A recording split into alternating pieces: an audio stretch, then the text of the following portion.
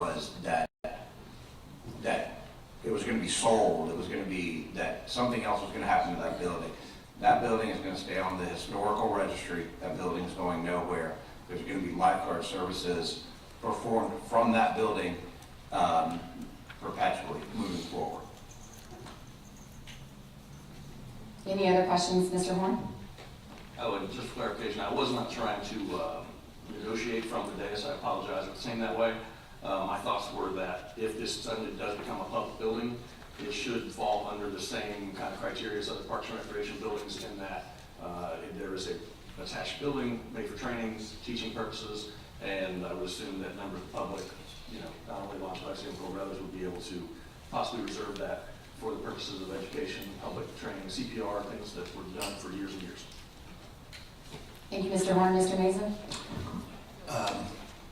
That's a very good point that Mr. Horn just brought out.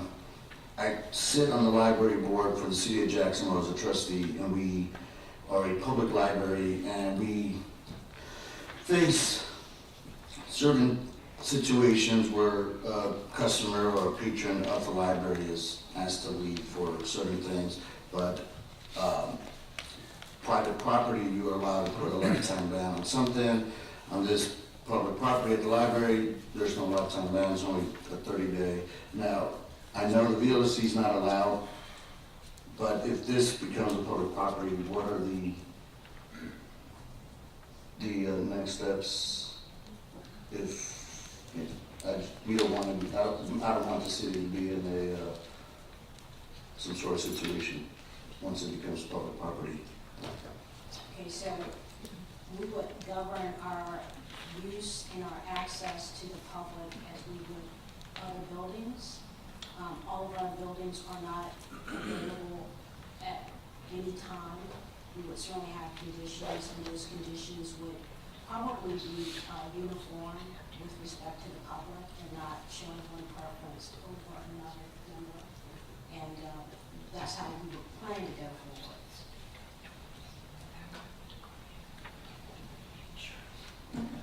And to add on what the city attorney just said, if I could point the council to restrictions items 2 and 3.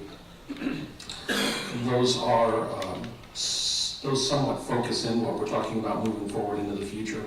Item 2, property and station are to be used for ocean rescue and lifeguarding purposes, and for such other purposes that are consistent with lifeguarding activities such as education and emergency operations. In item 3, there shall be no residential, commercial, or industrial activities on the property and or station other than those specifically related to or in the furtherance of the activities. So pretty much we're honing in on the fact that the building will only be used for public safety and related activities going forward. I would not envision that we would have people renting out portions of the building for a birthday party, so to speak, or a reception of some kind. But clearly if there were public service related activities, those could be considered. Mr. Jansen? Just a quick comment. I want to say that because of litigations and the way things were run in the past, I said this in the very beginning, I don't believe that we can move forward with the way we've done things in the past 100 years. That doesn't mean there isn't a path forward. I certainly hope that we have spirited negotiations with the VLSC and that we can come to a resolution. I'd like to see them continue to work with the city, but it's going to have to be kind of a collective bargaining on both sides of the table. Sir. Mr. Nichols? And one last thing that, as stated, the American Red Cross is the one that has requested and insisted that the building be repainted to remove their logo from the station. That is not something from the city. Any other questions or comments? Madam Clerk, roll call. Councilmember Nichols? Yes. Councilmember Sutton? Yes. Councilmember Golding? Yes. Councilmember Horn? Yes. Councilmember Jansen? Yes. Councilmember Meza? Yes. Mayor Hoffman? Yes, motion carries, and thank you to our city manager and city attorney for working with the American Red Cross to bring this. I think it was a really good resolution. I think there were a lot of good points made on both sides. Okay, moving on to our first ordinance. Ms. Robinson, are you presenting this one? Yes, briefly, Mayor Hoffman, this is the second reading for our amendments to section 20-13 of the city code. This particular subparagraph deals with the regulations of our public parks. And what we proposed is to add to those regulations a no smoking prohibition. And specifically, what it provides for is no smoking of certain tobacco products or using vapor devices. If you want the exact language of the amendment, it is contained at subparagraph 25. Smoked tobacco products or use of vapor generating devices will be prohibited. As used in this provision, smoking shall be defined as inhaling, exhaling, burning, carrying, or possessing a lighted tobacco product, or the active use of a vapor generating device. Tobacco products is defined to include cigarettes, pipe tobacco, and any other lighted tobacco product except unfiltered cigars. Our amendment is grounded out of the legislature's decision in the last legislative year to carve out some locality regulations for tobacco products which had before then been prohibited to the state. I'm happy to answer any other questions. The other amendments to chapter 20-13 are really along the lines of just wordsmithing, cleaning things up. We've taken out a couple provisions that were redundant, but beyond that, the substance of the amendment was the one that I just read to the body. Thank you. Thank you. Madam Clerk, will you read the ordinance by title, please? An ordinance of the City of Jacksonville Beach, Florida, amending Chapter 20, Article 4, Section 20-13C, prohibited activities of the Code of Ordinances of the City of Jacksonville Beach, Florida, to prohibit the possession and use of certain tobacco and vaping products in public parks, and eliminating provisions that are redundant to Section 20-7A, providing for legislative findings, repeal of conflicting ordinances, Scrivener's errors, severability, codification, and an effective date. Thank you. This ordinance is before the council for a public hearing and consideration on its second reading. I will now open the public hearing on ordinance number 2023-8189. We will start with those in favor of the ordinance. I have one speaker card, and I'm going to apologize in advance. You can give us your correct name when you get to the microphone. Aishta Kathari. And if you can just pull the microphone down a little bit so it's closer to your mouth, you seem to be having some trouble hearing it back. Oh, and don't break it. Just kidding. No pressure. There you go. Perfect. Thank you. You have 3 minutes to go. My name is Ishma Katari, and I am a Tobacco-Free Jacksonville Partnership member. The Tobacco-Free Jacksonville Partnership would like to thank you for considering the adoption of the ordinance prohibiting tobacco in city parks in Jacksonville Beach and offer any necessary support. Tobacco-Free Jacksonville is a community partnership of adults and youth working towards to prevent tobacco use and exposure to secondhand smoke.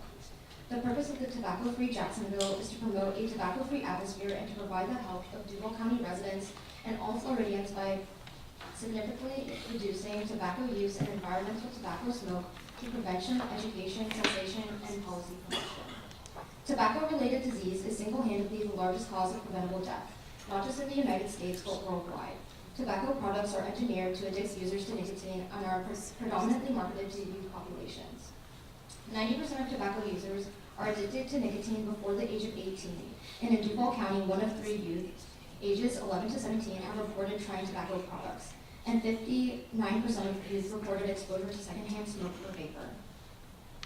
In July 2022, a new legislation signed by Governor DeSantis took effect that grants individual city governments the ability to ban tobacco at public parks and beaches.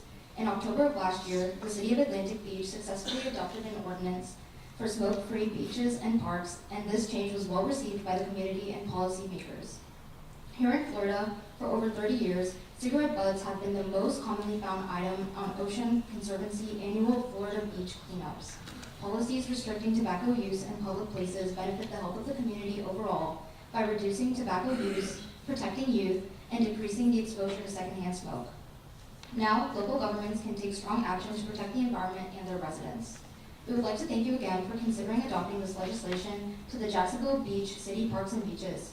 Tobacco-Free Jacksonville is happy to provide support to the city on this subject, and we are available to provide resources such as signage and public educational materials. We can also share sample ordinances from the Public Health Law Center and are geared specifically for Florida statute for you to model in order to make our parks and beaches safer and more enjoyable for everyone. Thank you for all your time and consideration. Thank you very much. That's the only speaker card I have. Would anyone else like to speak in favor? Oh, come on up. Did I miss a speaker card from you? No, I wrote on another item. Okay, I saw it. Hi, Nicole Devenosh. I'm a member of First Coast Surf Rider, and we're out here at least once a month cleaning the beaches out front, and I just wanted to say thank you. It's definitely something, as somebody who has volunteered for over 20 years cleaning the beaches out front, but also the surfer for my lifetime, it's certainly the #1 marine debris. And as far as our youth, I was a teacher here in this community for over 20 years. It is certainly something that I think you have a right as a family to go out, especially to our parks. But as our beaches get busier, I do think it's something that is a matter of personal space. So I really appreciate your support, and also obviously our sensitive ecology out here as we get to be a busier city. I think it's going to be important to set that example. So thank you very much. Appreciate your consideration. Thank you. Would anyone like to speak in opposition? The public hearing is closed. Can I have a motion?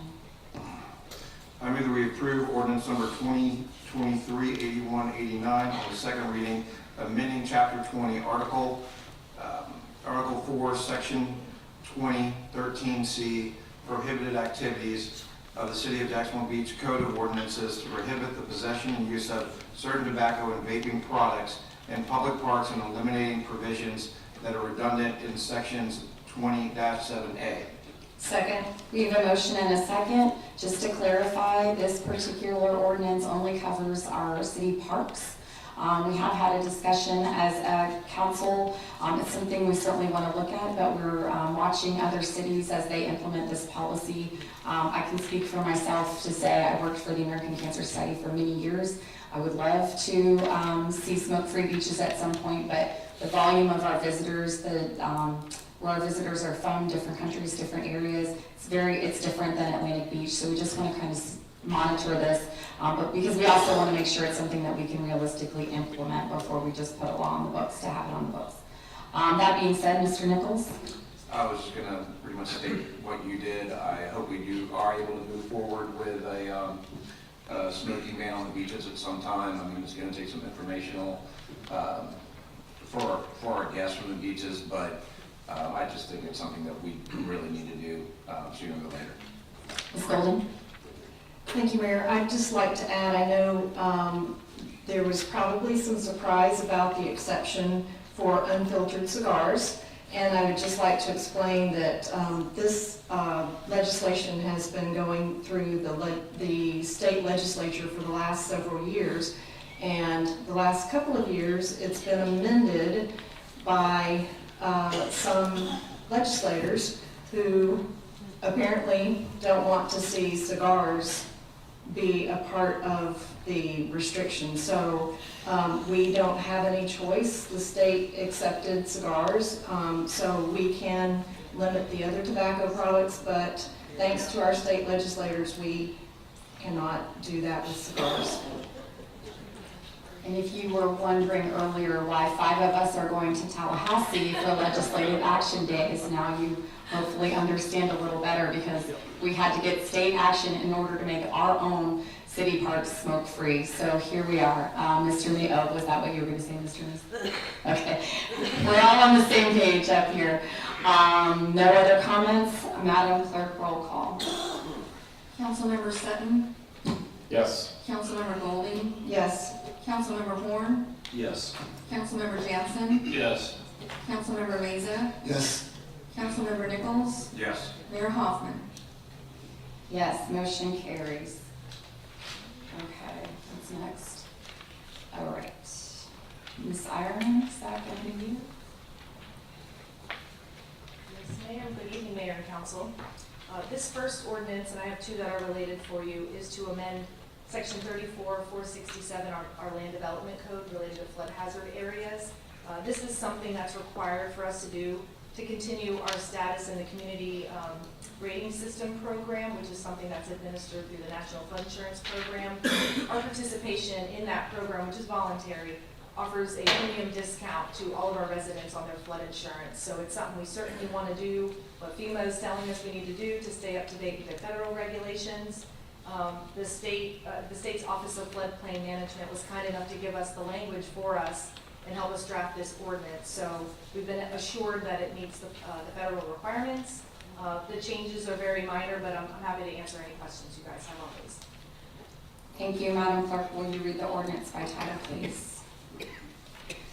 An ordinance of the City of Jacksonville Beach, Florida, amending Chapter 34 Land Development Code, Article 8, Site Development Standards, Division 5, Environmental Standards, Section 34-367, Flood Hazard Area, to provide for accessory structures in flood hazard areas and to specify elevation of manufactured homes in flood hazard areas, providing for repeal of conflicting ordinances, severability, codification, and an effective date.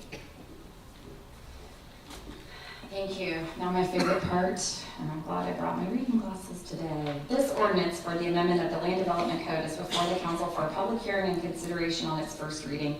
Under the laws of the state of Florida, an ordinance which changes the actual list of permitted, conditional, or prohibited uses within a zoning category, or which otherwise changes the text of the Land Development Code is a quasi-legislative proceeding. A quasi-legislative proceeding means that a governing body is acting in its rulemaking capacity. It is the duty of the council to arrive at sound decisions regarding the use of property within the city. This includes receiving citizen input regarding the proposed uses within a zoning category. The application has been reviewed by staff and the Planning Commission for consistency with other portions of the Land Development Code and the Comprehensive Plan. The council may hear from all interested parties in the legislative determination of an amendment to the text of the Land Development Code. The council's decision on a text amendment application is based on the criteria set forth in section 34-211 of the Land Development Code. Each member of the council has been provided a copy of that criteria. I will now open the public hearing on ordinance number 2023-8198. We've already heard from the planning director, who would be an applicant at this point. I do not have any other speaker cards on this issue. Would anyone like to speak in favor of the application? Would anyone like to speak in opposition to the application? The public hearing is closed. Before requesting a motion on this ordinance, beginning with myself, each of the members is requested to indicate for the record both the names of persons and the substance of any ex parte communications regarding this application. An ex parte communication refers to any meeting or discussion with a person or citizen who may have an interest in this decision, which occurred outside of the public hearing process. I have had none. Mr. Sutton? None. Mr. Horn? None. Mr. Meza? None? None. Mr. Jansen? None. Ms. Golding? None. And can I have a motion to approve the ordinance as read by title? I move that we approve ordinance 2023-8190 on the first reading for a text amendment to update section 34-467 flood hazard area of the Land Development Code and schedule a second reading for February 21st, 2023. Second?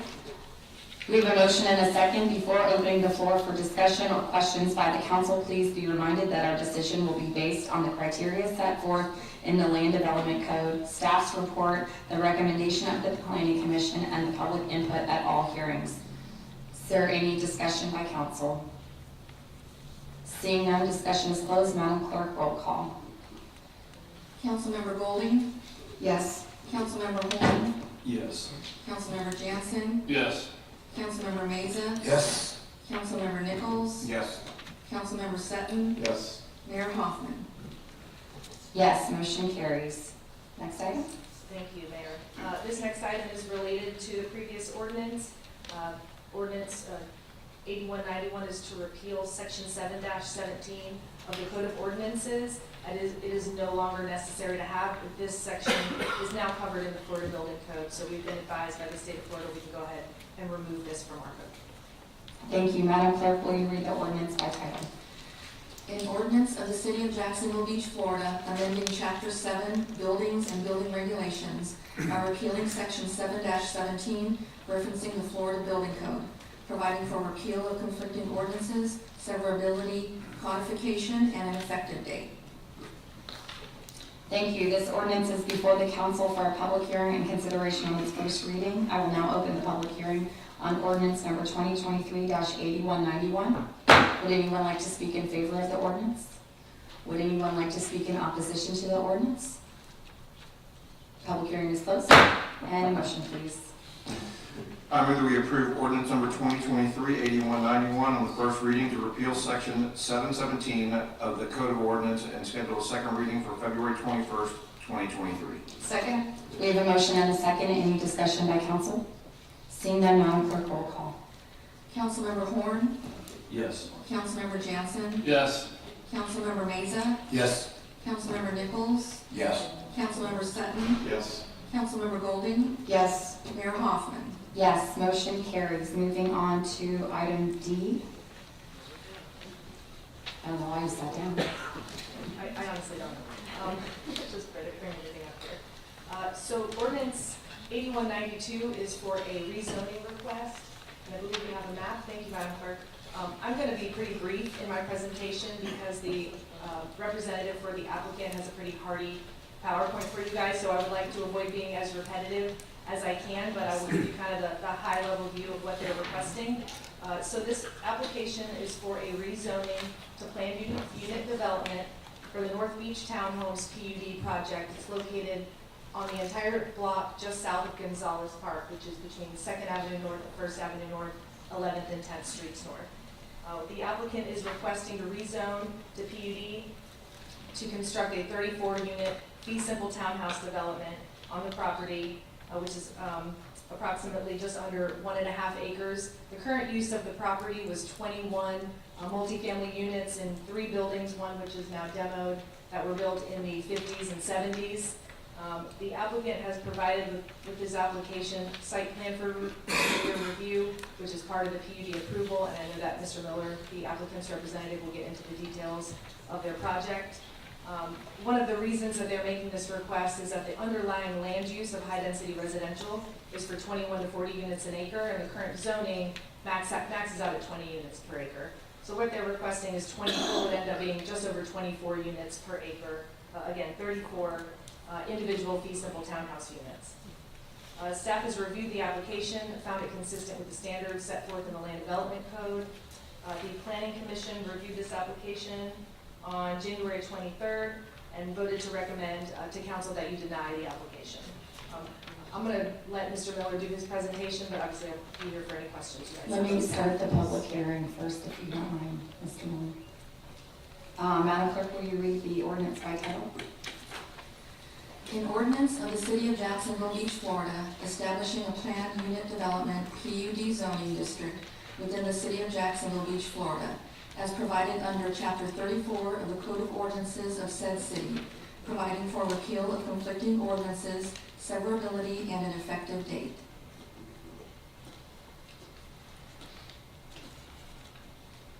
Thank you, Madam Clerk. This ordinance for the rezoning of property is before the council for a public hearing and consideration on its first reading. Under the laws of the state of Florida, an application for the rezoning of property is handled as a quasi-judicial proceeding. A quasi-judicial proceeding means that the governing body is now functioning in a manner similar to a court, with the mayor and council sitting as impartial decision makers, hearing testimony and questioning presenters who are to provide substantial and competent evidence to support their side of the issue. It is the duty of the council to arrive at sound decisions regarding the use of property within the city. This includes receiving citizen input regarding their proposed use on the neighborhood, especially where their input is fact-based and not a simple expression of opinion. It is the applicant's burden to demonstrate that their application is consistent with the Land Development Code and the comprehensive plan. If the applicant is successful in showing consistency, then it is up to the local government to produce competent and substantial evidence of record that the application should be denied. The council's decision on a rezoning application is based on the criteria set forth in section 34-11 of the Land Development Code. Each member of the council has been provided a copy of the criteria. In addition, the council has received a copy of the application and the staff and planning commission reports on this rezoning request. The city has received advance notice from the applicant through its attorney that they may exercise their rights pursuant to section 286.0115B of the Florida statutes to cross-examine any witness whose public hearing testimony or comments may be construed as competent substantial evidence or may otherwise have a substantive effect on the decision of the council. I will now open the public hearing on ordinance number 2023-8192. And we will begin with the applicant, if you would like to make a presentation on your proposal. Yes, thank you. I get the clicker from the clerk.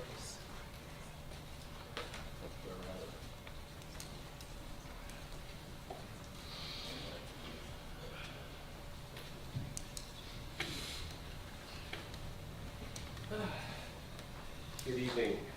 Zach Miller, 3203 Old Barn Court. I represent the applicant. I wasn't sure if you want to do ex parte disclosures now or wait till later. Okay. Go ahead and do it now. Okay. Let's see. The applicant has asked us to go ahead and do ex parte communications. So I'll read the statement before requesting motion on this ordinance, beginning with myself. Each of the members is requested to indicate for the record both the names of persons and the substance of any ex parte communications regarding this application. An ex parte communication refers to any meeting or discussion with a person or citizen who may have an interest in this decision, which occurred outside of the public hearing process. I had a meeting with Mr. Miller and Mr. Sofakis on January 23rd to address the changes that have been made since the original right-of-way application. I've received a lot of emails, especially today, which I will put on file with the clerk. I haven't had any responsive emails so far. And I saw Mr. Dunlap at an event a few weeks ago and had a very brief in-passing conversation with him, and I will get the date to the city clerk. Mr. Sutton. As of 5 p.m. today, I had 22 emails, all in opposition to the application. I'll be glad to provide the details of that to the city clerk. And I had a meeting on January 27th with Mr. Miller and Mr. Sofakis to review changes, including some proposed changes since the Planning Commission meeting. Mr. Horn? I have not counted the number of emails, but I have received numerous in opposition to the request. I also had a meeting last Friday with the applicant, Mr. Sofakis and Mr. Miller, and we discussed the plans and the site plan. Mr. Mason? I met through a Zoom call with Mr. Sofakis and Mr. Miller on January 20th. I will send that to the city clerk and also receive a bunch of emails in opposition to this agenda item. Mr. Nichols?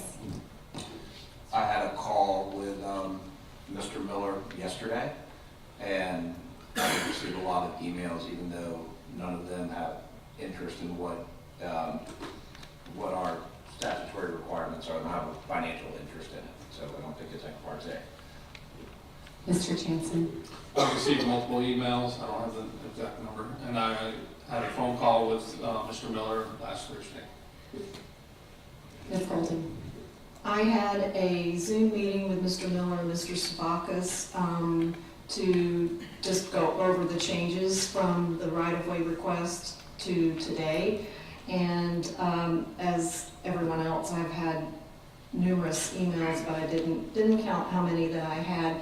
And I have had verbal conversation with Mr. Tony Komrek, who was talking to me about his concerns regarding parking, and Ms. Georgette Dumont, and that discussion was just a general discussion about the project and overall.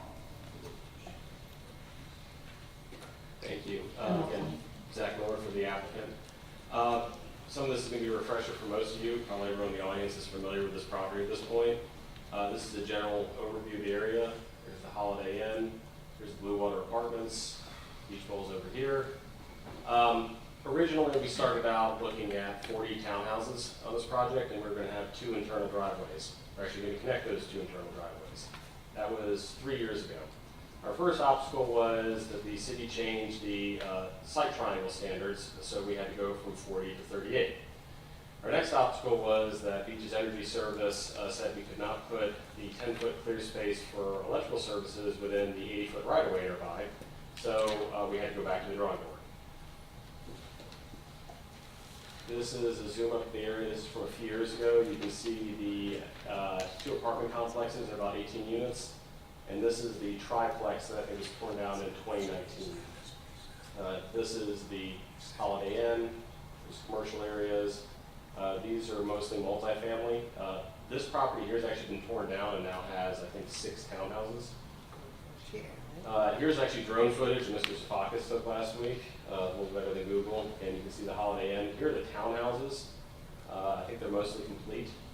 Again, these are all duplexes, quads, multifamily there. And then you can see the beach house, which is approximately 35 foot tall. I believe it's 84 units and 20 people staff. And then Holiday Inn is approximately 84 units and 35 feet. This is just another view of the property. This is one of the apartment buildings. It's actually the dumpster right there, and I think the recycling bin. This is another, the apartment building that faces west. There's the dumpster. Here's the parking area. And you can see the new townhouses over here. And then here's Blue Water in the background. This is just another view of the same property. There's the Holiday Inn. There's Beach House. Here's Gonzales Park, and you can see the roof of one of the new townhouses. This is just a view of where the triplex was. There's just me pointing out what the apartments in the triplex was. Here's actually a view I pulled off Google of what the triplex looked like. I actually, I think like most of you thought it was originally single family. It was actually built as a duplex and then that unit was added on. You can see that has a pretty significant driveway that went out into the street. Most of that driveway is actually still there because I've gone there every day since Planning Commission and counted cars going by. This is a street view of the apartment that's there. Here's another street view of the apartment that's there. There's a tree that was cut down. Here are the, to the east of the property, these are all the apartments. Approximately 117 multifamily units are within 3 blocks of this property.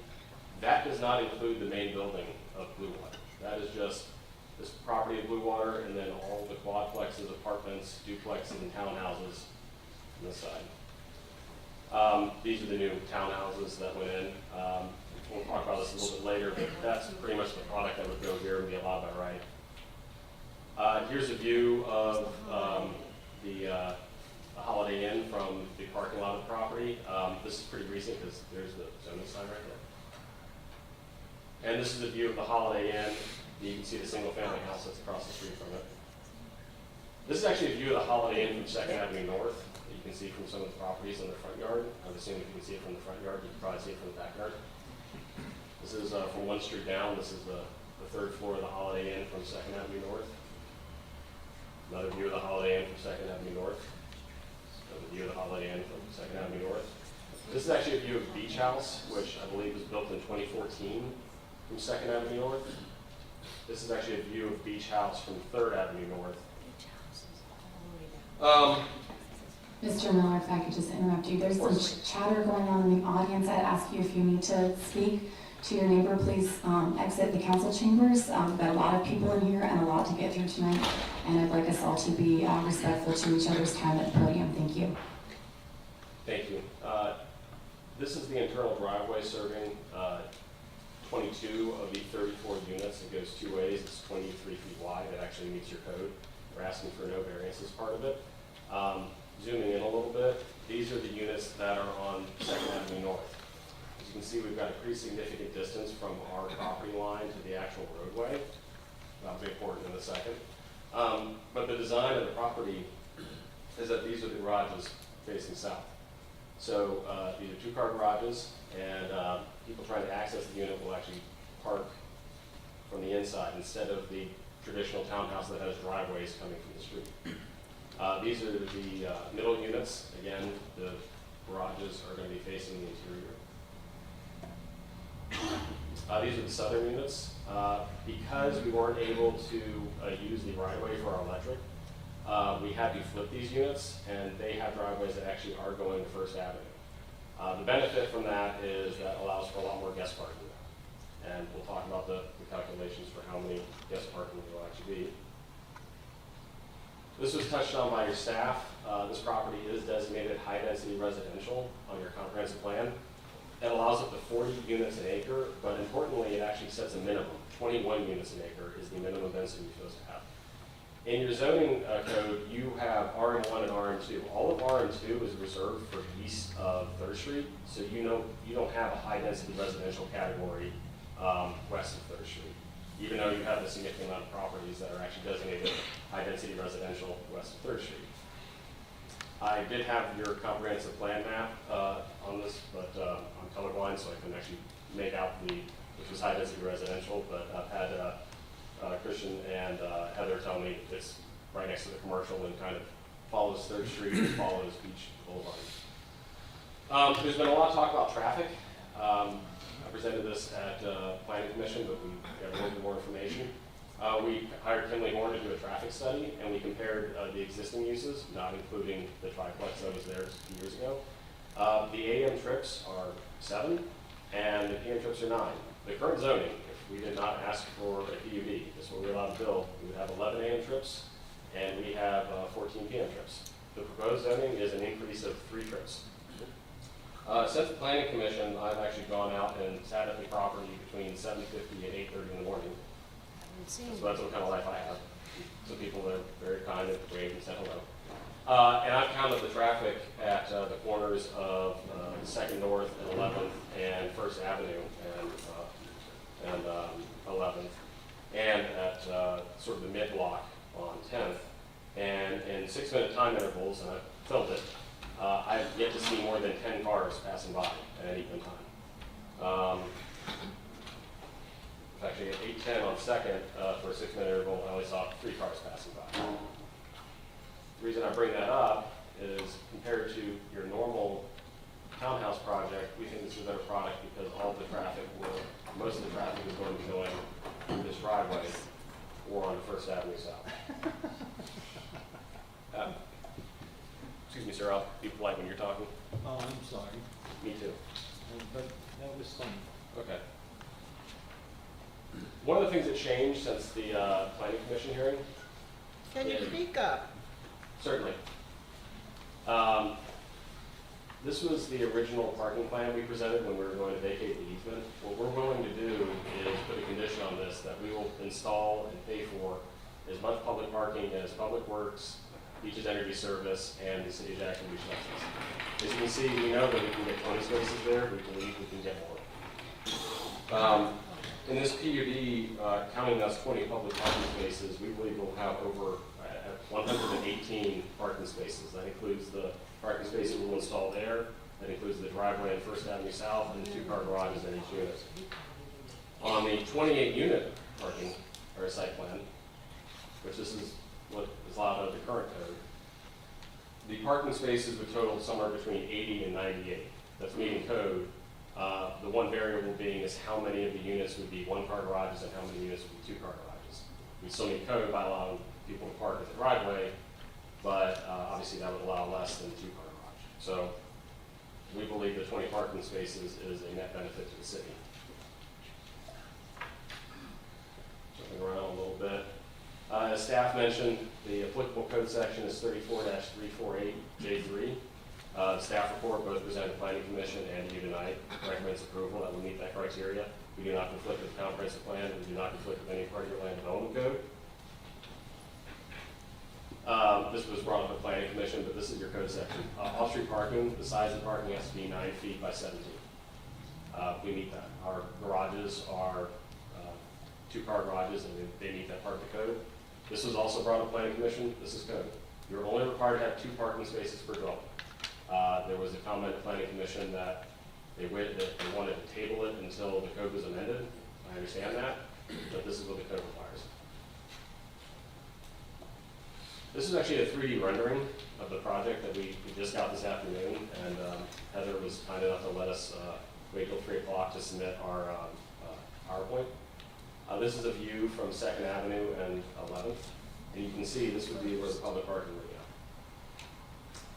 If this was what we'd be allowed to do under the current code, as you can see, we can't do the public parking there because that's where the driveways will have to go to access the units. This is a view of the project from the park. You can see this is where the public parking would go. This is what the current zoning would look like. These would be garages and the driveways facing 2nd Avenue North. This is a view of the project, 3D rendering from 1st Avenue. You can see we have the driveways along it. I will add that this did not account for the landscaping. I'll touch on that in a second. We're obviously going to have more shade trees here than what's shown on this. And this is what we could do under the current code. This is an overview looking, you're hovering above the Holiday Inn, what the project would look like. This is the parking area leading to the garages on 1st Avenue. There's the pool. There's the interior courtyard, which is also a vaulted stormwater system. There's their interior driveway accessing the garages with these 2 bays. And you can barely see it, but the public parking would be here. And this is what it would look like under the current code. This is a view of the project, the 3D rendering facing west. There's the Holiday Inn, there's Beach House, 2nd Avenue, Gonzales Park, and there's the pool. You can see the public parking there, and you can see the public parking along 2nd Avenue. And this is what the current code allows us to do. One item that came up during planning commission was preservation of the trees on the site. There's 2 cedar trees and 1 live oak.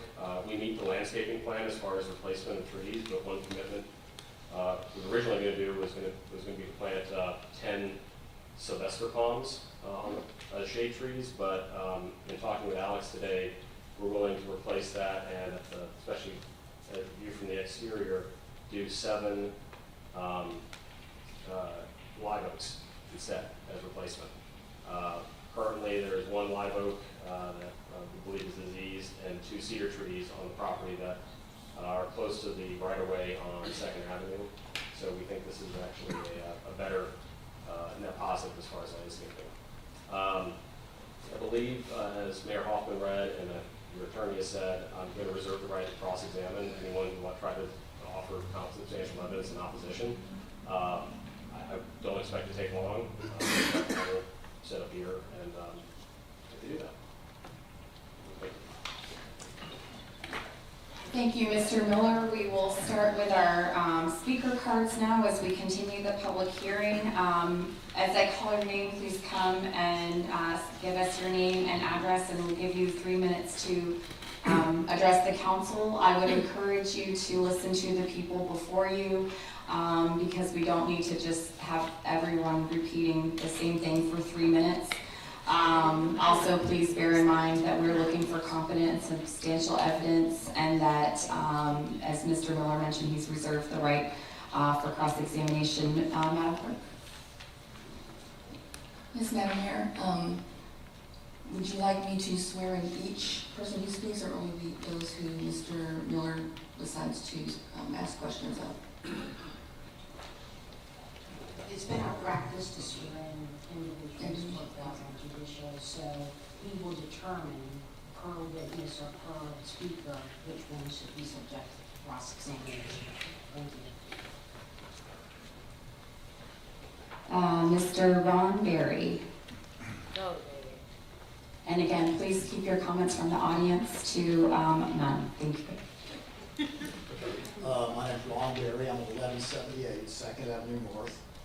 And I've lived in that neighborhood, Pine Grove, for 28 years. And I've seen a lot of adjustment and change in the neighborhood. And this, to me, feels like there could be some negative impact. I think that you did a good job showing the presentation of things tight and close. But my concern is what is the residual that's out from the immediate area of the new the townhomes. So as an example, 2nd Avenue North It's arguably the narrowest road in the Western Hemisphere. And cars pass each other tightly. Trucks pass each other with caution, and work trucks have to yield and literally run in other people's yards. And I know that I've got friends in my neighborhood that are with me now that would agree with that, unsolicited. We have a very narrow road, and I'm worried that the additional traffic down 2nd Avenue North from your proposed townhomes to Penman is going to continue to be a high-speed area, and it introduces lots of safety issues besides just the narrowness. I would like to see part of this, if it did move forward, that the roads would be widened in some cases like that, that are within the perimeter, because they're just so narrow. We're going to have 2 years of construction trucks coming through there, difficult to pass, difficult to park, difficult to navigate, and that's a concern for me. So I'm looking at really the residual of what this is going to do outside that. The other thing that I'm very concerned about is that we've got the beach house, and you made reference to it, and I appreciate you doing that. My mother's in there in memory care, and I want to move her around in her wheelchair. I live 6 houses from that, and I want to bring her down to my house for lunch, for dinner, to make her feel better about the care that I'm trying to provide for her. But we can't. We have no sidewalks. We have no way to navigate that entire area except for just partial sidewalks here and there. Are you willing to pay for sidewalks down the street for the kids that need to grow up in there, and also the elderly people that want to move around that, for beach house? The other thing that concerns me is drainage. Already we have a big problem with drainage down 2nd Avenue North. The road is pitched, it's got a crown, so everything that runs down it litters in everybody's yard. I worry about all the trash for 2 years of construction or however long it takes. When we do have those afternoon thunderstorms, just trash, dirt, debris just rolls down that road. What are we going to do about just the surface water discharge? Not so much plumbing, piping, and things like that. So those 3 things for me are my concern. Sidewalks, the road, and the way it's going to just impact with the trash and all the work and stuff going on in that. Thank you, Mr. Berry. Nothing? Thank you. Okay. He'll have an opportunity to address concerns all at once in the end, if he chooses not to cross-examine. Jen Papa George would like to not address the council, but is opposed to the agenda item. Is Jen still here? You want to wave? There we go. Thank you, Jen. Yes. Excuse me just a moment. Did we, just procedurally, were we not going to swear in each individual? Question for the city attorney. Yeah, my comment was that it was our practice to do that, and we should consider it without regard to whether Mr. Miller would cross-examine that speaker or not, and he would make that decision. But each person should be sworn in, so we are having everything that's produced on the record under oath. I'm sorry. I have not been part of swearing in before, and I misunderstood what you said. So we need Mr. Berry to come back up to the podium.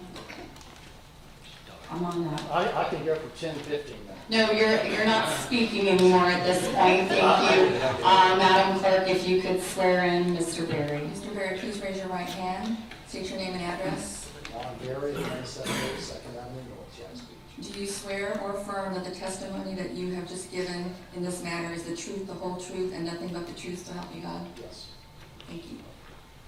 Thank you, Mr. Berry. Okay, we got it now. Mr. Smith, come on up.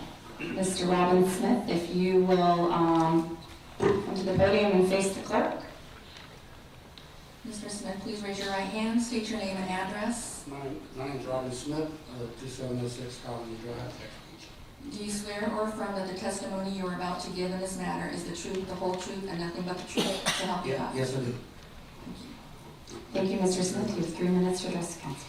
Okay, you're gonna hear a rehash of everything you've heard on this project since it started. I know that's what's gonna happen up here.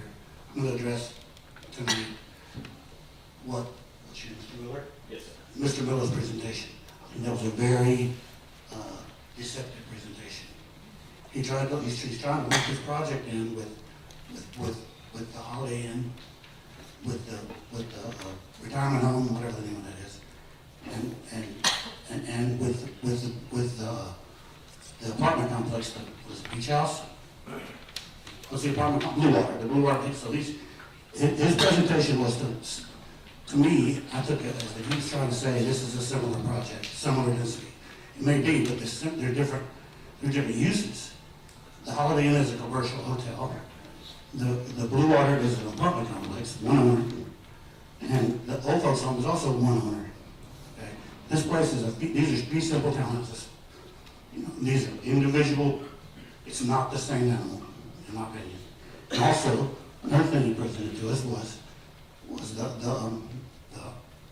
I'm sorry, I'm getting ahead of myself a little bit here, but was the drawings he showed us. He showed us the drawings of his proposal. This is the first 3D example I've seen of this project here. And they were very architectural and they were nice, visually, except for the many other problems that you'll hear about, I'm sure. The canyon of driveway, the parking on the street, the 12 two-car garages in a row on First, which I think at one meeting, one of the council members said that's something he was trying to get away from, was the garages on the road. So he showed those beautiful glossy pictures of us, and then he showed us these generic buildings of the stuff that he could build during the existing code that looked like a prison. Okay, where's the architectural detail on the alternative? I feel like if you would show that architectural detail on the alternative drawings that he could build right now, they would look very similar. So there's not that much difference on what he could build now as far as footprint. The difference is he deceived us by showing this beautiful architectural work on his proposal, but the stuff that he doesn't want there, he builds like a prison. So to me, that's very deceptive. I just want to kind of comment out on that and say, we've all heard this before. We know all the details. We know there's a million reasons not to do it. You can hear them tonight. I just want to call him a little bit out on his drawings and he's trying to compare apples and oranges in the neighborhood. Thank you, Mr. Smith. John Tipton? Touch that. Like I said, he's going to have the opportunity to address the comments after public input is done. Mr. Tipton, please state your name and address for the record. John Tipton, residence 503 6th Street North, Jacksonville Beach, Florida. Do you swear or affirm that the testimony you are about to give in this matter is the truth, the whole truth, and nothing but the truth, so help you God? Thank you. Thank you very much for the opportunity. I really appreciate all the work that both the council and the applicant have done to change what was originally a really bad idea. And it's getting better, but I still feel that there's a little room for improvement. We know that he could put a lot more rental units in there, that's obvious. The fee simple townhomes, the only problem that I have noticed in fee simple townhomes in my area, and I live right down the street, all of the fee simple townhomes that are being built, a great number of them are turning into rental units, and they're turning it into short-term rental units. And what happens all up and down 4th and 3rd, and it's going to happen on the 2nd, is we're going to have the short-term rentals with multiple cars. There are some of those short-term rentals in my area, actually across the street from me, that quite often have 7 and 8 cars there on the weekends. If there was some way that we could guarantee that a fee simple townhome was going to be used as a fee simple townhome for a couple, or a couple with a couple of children, that would be great. But unfortunately we can't. Until we have a code that actually specifically states you cannot have more than X number of people in any one unit at any one time, I think we're going to end up with a little bit of a problem. We also have a good bit of a parking problem already at Gonzales Park. I'm sure a lot of y'all have been past the park on Thursdays and Fridays, Saturdays, when all the kids are down there playing. The parking lots all the way around that thing are full, and there are people parking in his property, just because there's no other parking. And the previous speaker was correct. Some of the roads in there are not designed for the amount of traffic we're going to get. It's not just his unit, it's everything that's being built. We are overbuilding Jacksonville Beach. We're running out of room, we're running out of property, and we've got to do something about the roads, or we're going to end up with a real problem. Whether it's flooding or whether it's a traffic problem, We've got to do something about that. I, again, recommend that we perhaps see if we can get him, not just him, applicant, to scale back just a little bit more so that we could give a little bit more room for the cars that are going to be there, because there's going to be a bunch. Thank you very much. Thank you, Mr. Tipton. Roger Whiting, you guys, we're not gonna do it. Roger Whiting, you do wish to address the council, please come up and face the clerk. Please raise your right hand, state your name and address for the record. Roger Whiting, 1103 Second Avenue North, Jacks Beach. Do you swear or affirm that the testimony you're about to give in this matter is the truth, the whole truth, and nothing but the truth to help you God? Yes. Thank you. I want to thank them for coming up with additional parking. It was one of my objections at the planning commission. That helped. In my research during the time between that commission and this one, I looked in and they said that these are simple townhomes, each individual properties. So I tried to figure out the lots. From my calculations, the lots for the interior units are basically the exact size of their portion of the slab. And that's it. For each of those units, that's all they own. The rest of the property, all green space, is owned by a 35th person or entity, which is the association. And I got a feeling if you saw a drawing of that lot, it would really put the voting districts to shame with the way it's going to be designed all around those buildings. But the people that own the lots for the units don't own any green space. And that to me doesn't seem quite right. I think they need to fix it so that either the people have their own green space or somehow or if it's a community, it should apply to the apartment community standards. And thank you very much. Thank you, Mr. Whiting. Casey Braun does not wish to address the council. Casey, are you still here? Thank you, but is opposed to the agenda item. Michael Dunlap. If you'll come up to the podium and face the clerk, please.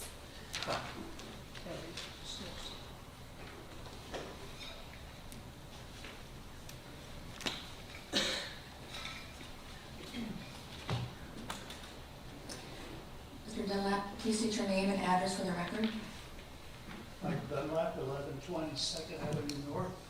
Do you swear or affirm that the testimony you are about to give in this matter is the truth, the whole truth, and nothing but the truth, so help you God? I do. Good evening, Mayor and the council. It's great to be here to make an effort to derail the project. You might have noticed the emails I sent you that I hope that you'll deny the project. And I just want to talk about my role as an architect and also a resident. My residence is 3 lots from the park. So, we're very proud of our park neighborhood. And if you describe it to someone, you might say, lots of open space, historic town plan, basic building blocks, small lots, small houses, and in this park neighborhood, most everything is one store. That's just unheard of. As you've noticed, most new development is not one store. So that's an equation that I think could be worked on from a zoning code standpoint. So neighborhood character, I think, plays into this as substantial competent evidence. A town plan is a design. It was done 100 years ago, but it's still a design. So I think it should be honored. And onward now to more substantial competent evidence, I would point to your own PUD standards. There's 7 of them. I'd like to touch on 4. I believe that the applicant has failed on all 4 of these areas. Creative approach. I just don't see that as an architect. I appreciate him bringing in more information on what it would look like. At the Planning Commission, as you know, that unanimously denied the project. they didn't have one thing about what it looked like, so I made one that I sent around to everyone that showed what the zoning envelope looked like. So these blocks represent their development rights. And unless there's some specific language about what this project looks like, it might look like a rendering. It might look like either one of those renderings. They're playing with that to me. Number two, in your PUD requirements, more desirable environment. 80% lot coverage is counter to the neighborhood. You can't think of one house nearby that's 80% lot coverage, 20% open space. They speak about projects of a 3-story scale that are dotted through the neighborhood, but most of those are commercial and they front and are zoned commercial. They're quite out of the neighborhood from a character standpoint. This one really gets preservation of natural features. Every blade of grass is murdered on this site. I don't think that's good enough from a development vision. And if they're going to take all the trees out, I'm not sure what the landscape plan is, because that's pretty sketchy information at this point. I don't know where they're going to put it, the 20% open space that's mostly retention. And then new approaches to ownership. I'm running out of time. You're out of time, but I'll let you wrap this up. Okay, thank you. It's a company that makes investment properties. These will all end up rentals. We're going to have a nightmare with 34 units and 68 cars and no guest spots. The idea of adding concrete to the right-of-way, one more insult. So I urge you to deny this rezoning, honor the building blocks that are in place, join the planning commission, the neighborhood, the PUD standards, and quality over quantity, please. Thank you very much. Thank you. Hold on a second, I sir. think Mr. Miller would like to. Yes, Mr. Miller. Sir, sorry, I'll be brief on this. Did you create this? I did. Did you measure the height on this? I did. How tall is it? 35 feet. Would you be surprised that it's actually between 50 and 60 feet tall? No, it's not, because it was a computer generated. And it's the same width as the right-of-way? Not true. Did you write an article to the Beaches Leader saying you expected the city council will inspect the integrity of the neighborhood? I did. And did you and I talk about a development you did for a PUD in 1994 at the corner of 15th and 1st? I did. And you were the applicant on that? Applicant representative? Yes, Is this the project? it is. Is this the application you filled out? 1994, I think it is. And what were the setbacks from the neighboring single-family homes? I can't tell you that my memory banks work that well. I understand. Can you turn to the second page? Sure. Can you tell me what the setbacks are?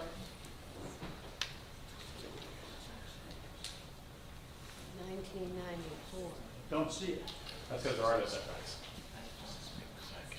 What was the access to half the units? An alley, And what was the width of that alley? 10 feet, And what was the height you were allowed to build through there? 35 feet. And that was the 3 stories? Our project is 2-story. Would you please turn one more page? To read the highlight section, all units will be.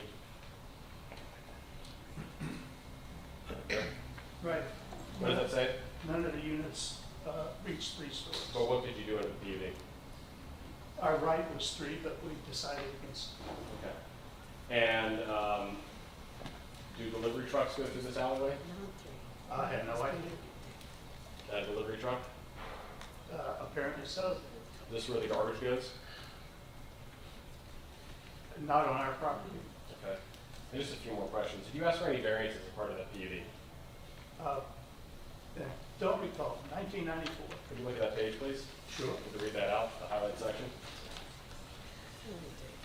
Right there? There was a variance to reduce the drive requirement Sorry, please, no more chatter from the audience. I'm sorry, Mr. Dunlap, please proceed. From 23 to 20. So that was one variance. Now, you had no setbacks here. Did you do a drainage plan? Yes, of course. And with the no setbacks with the drainage plan, having the gutters drain on your neighbor's property? That must have been after the fact. Our retention is in the front. And is this respecting the integrity of the neighborhood?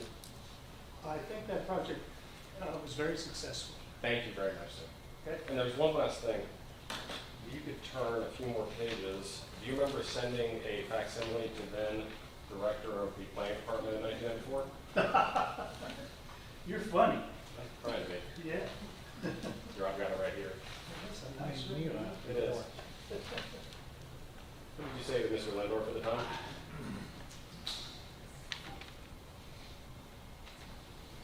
Not relevant to the project, sir. Please read that, sir. I will not. Why not? Good. Not relevant to the project. Madam Chair? Please. Dear Steve, Steve Lindorf was practicing planning director at the time. The point exactly is that time is money and architects can't afford to be misinformed. I don't know how that's relative to the old project or the new one, but there you have it. Thank you, sir. Thank you, Mr. Dunlap. Can I ask a follow-up question right now to Mr. Miller? Or actually, that'd be Okay.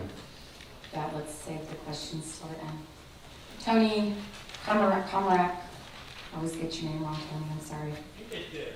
I did? Okay, thank you.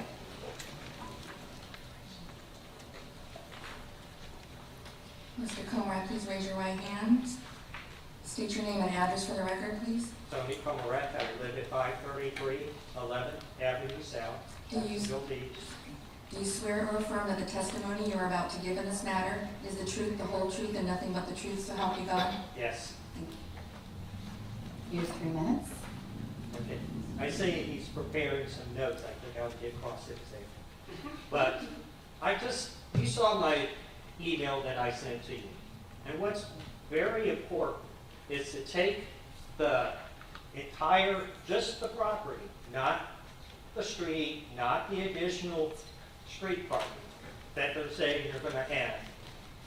Just take the perimeter of that property. Mark off 68 spaces. And then you're gonna have some visitors there. You might have, like me, I have college-age kids. I've got 4 cars in my driveway. You know, where are the visitors gonna park? I sent everybody pictures of 2-car garages through the South Jacks Beach. And if you notice, oversized vehicles were predominantly parked outside. They cannot fit in the garage. I'm talking about large SUVs, trucks. So my substantial evidence is showing you those pictures. Ask where the oversized vehicles are going to park, because I'm sure someone here drives a truck.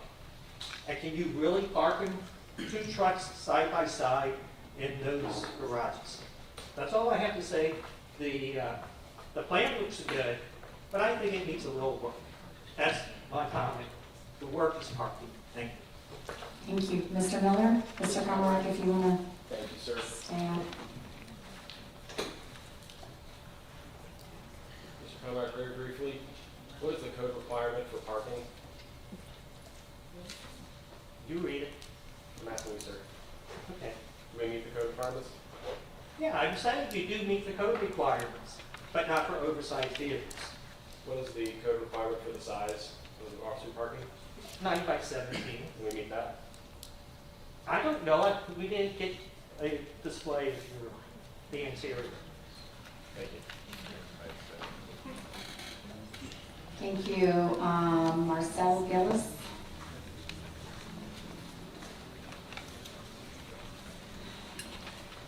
To approach the podium and face the clerk, please. Ms. Gillis, will you raise your right hand, please? State your name and address for the record. My name is Marcel Gillis, 800 10th Street North, Jacksonville Beach, Florida. Do you swear or affirm that the testimony you're about to give in this matter is the truth, the whole truth, and nothing but the truth, so help you God? I do. Mr. Miller, can you help her adjust the microphone down a little bit, so, or, okay, thank you. Thank you. I'm going to try not to address what's already been addressed, but I did send an email to many of you. And one of my concerns is Gonzalez Park, that's right across the street from this park. We have had several neighborhood meetings about what we're going to do with the park, how we're going to handle the parking, what's going to be on the park. The citizens have expressed over and over and over that this is a very popular neighborhood park, but yet it's still used for many other activities within the community. Little League practices, soccer practices, and everything. Mr. Miller has talked about going up along the street and seeing the traffic at 10 minutes till 8 in the mornings. But I say, come on the weekend. I say, look at it during these practices. If you are a walker like me, and I think it's Mr. King or somebody that I see walking all the time, on the weekends during these times, the sidewalks are covered with cars parking. There is no sidewalk to walk on. And that is concerning to me about how we're going to handle Gonzalez Park, which is a loved park, a used park, and a very favorite park in the neighborhood. If you put all those apartments along 3rd Avenue North there are going to be cars parked where they are supposed to be parking for the park. But in addition to that, to me it's a safety thing about adding all that traffic along there when that park is being used. Also, he didn't address the traffic on 10th Street. 10th Street is a straight street from Beach Boulevard all the way to 18th Avenue North. There is a lot of traffic there, especially during school times, work time, people coming home or leaving from work. Those four-way stops, they get backed up. And so that is a consideration of the traffic on 10th Street, not just the other streets. Thank you. I appreciate your time. Thank you, and I'm sorry, were you Miss Gillis? Were you Miss Gillis? Yes, Marcel Okay. Gillis. I got you, I just got my cards confused. Thank you. You're welcome. Thank you. Linda Fisher, you've not heard from Linda Fisher, right? Okay. You will come and face the clerk. Ms. Fisher, please raise your right hand. State your name and address for the record, please. My name is Linda Fisher, and I reside at 637 Lower 8th Avenue South, Jacksonville Beach. Do you swear or affirm that the testimony you're about to give in this matter is the truth, the whole truth, and nothing but the truth, so help you God? I do, if that's humanly possible. I'm sure you've heard the many practical reasons that granting of this PUD is a bad and wrong idea. So I just want to mention the principle behind my objection, and that is the concept of PUDs. They were invented by developers for developers. They do not result in a net gain for the rest of us, even though they do throw us a few bones every now and then. Planned unit developments give developers too much latitude and freedom to do things that are otherwise not allowed by our comp plan and zoning restrictions. And I know you want facts. So unless you require some kind of deed restriction, I don't think you can require any of these people to park their vehicles inside their garage. And I think we all know that most people use their garages for storage, not parking their vehicle. And I don't think there's any way you can mandate that the owners of these places live in them, so you're going to have short-term rentals. And another fact is every square foot here you pave over creates more drainage and flooding problems. And another fact is that the Jacksonville Beach City Charter does not say that you ever have to approve a PUD. Thank you. Thank you, Ms. Fisher. Mr. Trey Phillips does not wish to address the council, but is opposed to the agenda item. Trey, you want to wave? Mr. Phillips, still out there? There he is. Luann Lentz is also opposed, but does not wish to address the council. There's Luann. Thank you for being here. Mary Phillips does wish to address the council. Come on up, Mary.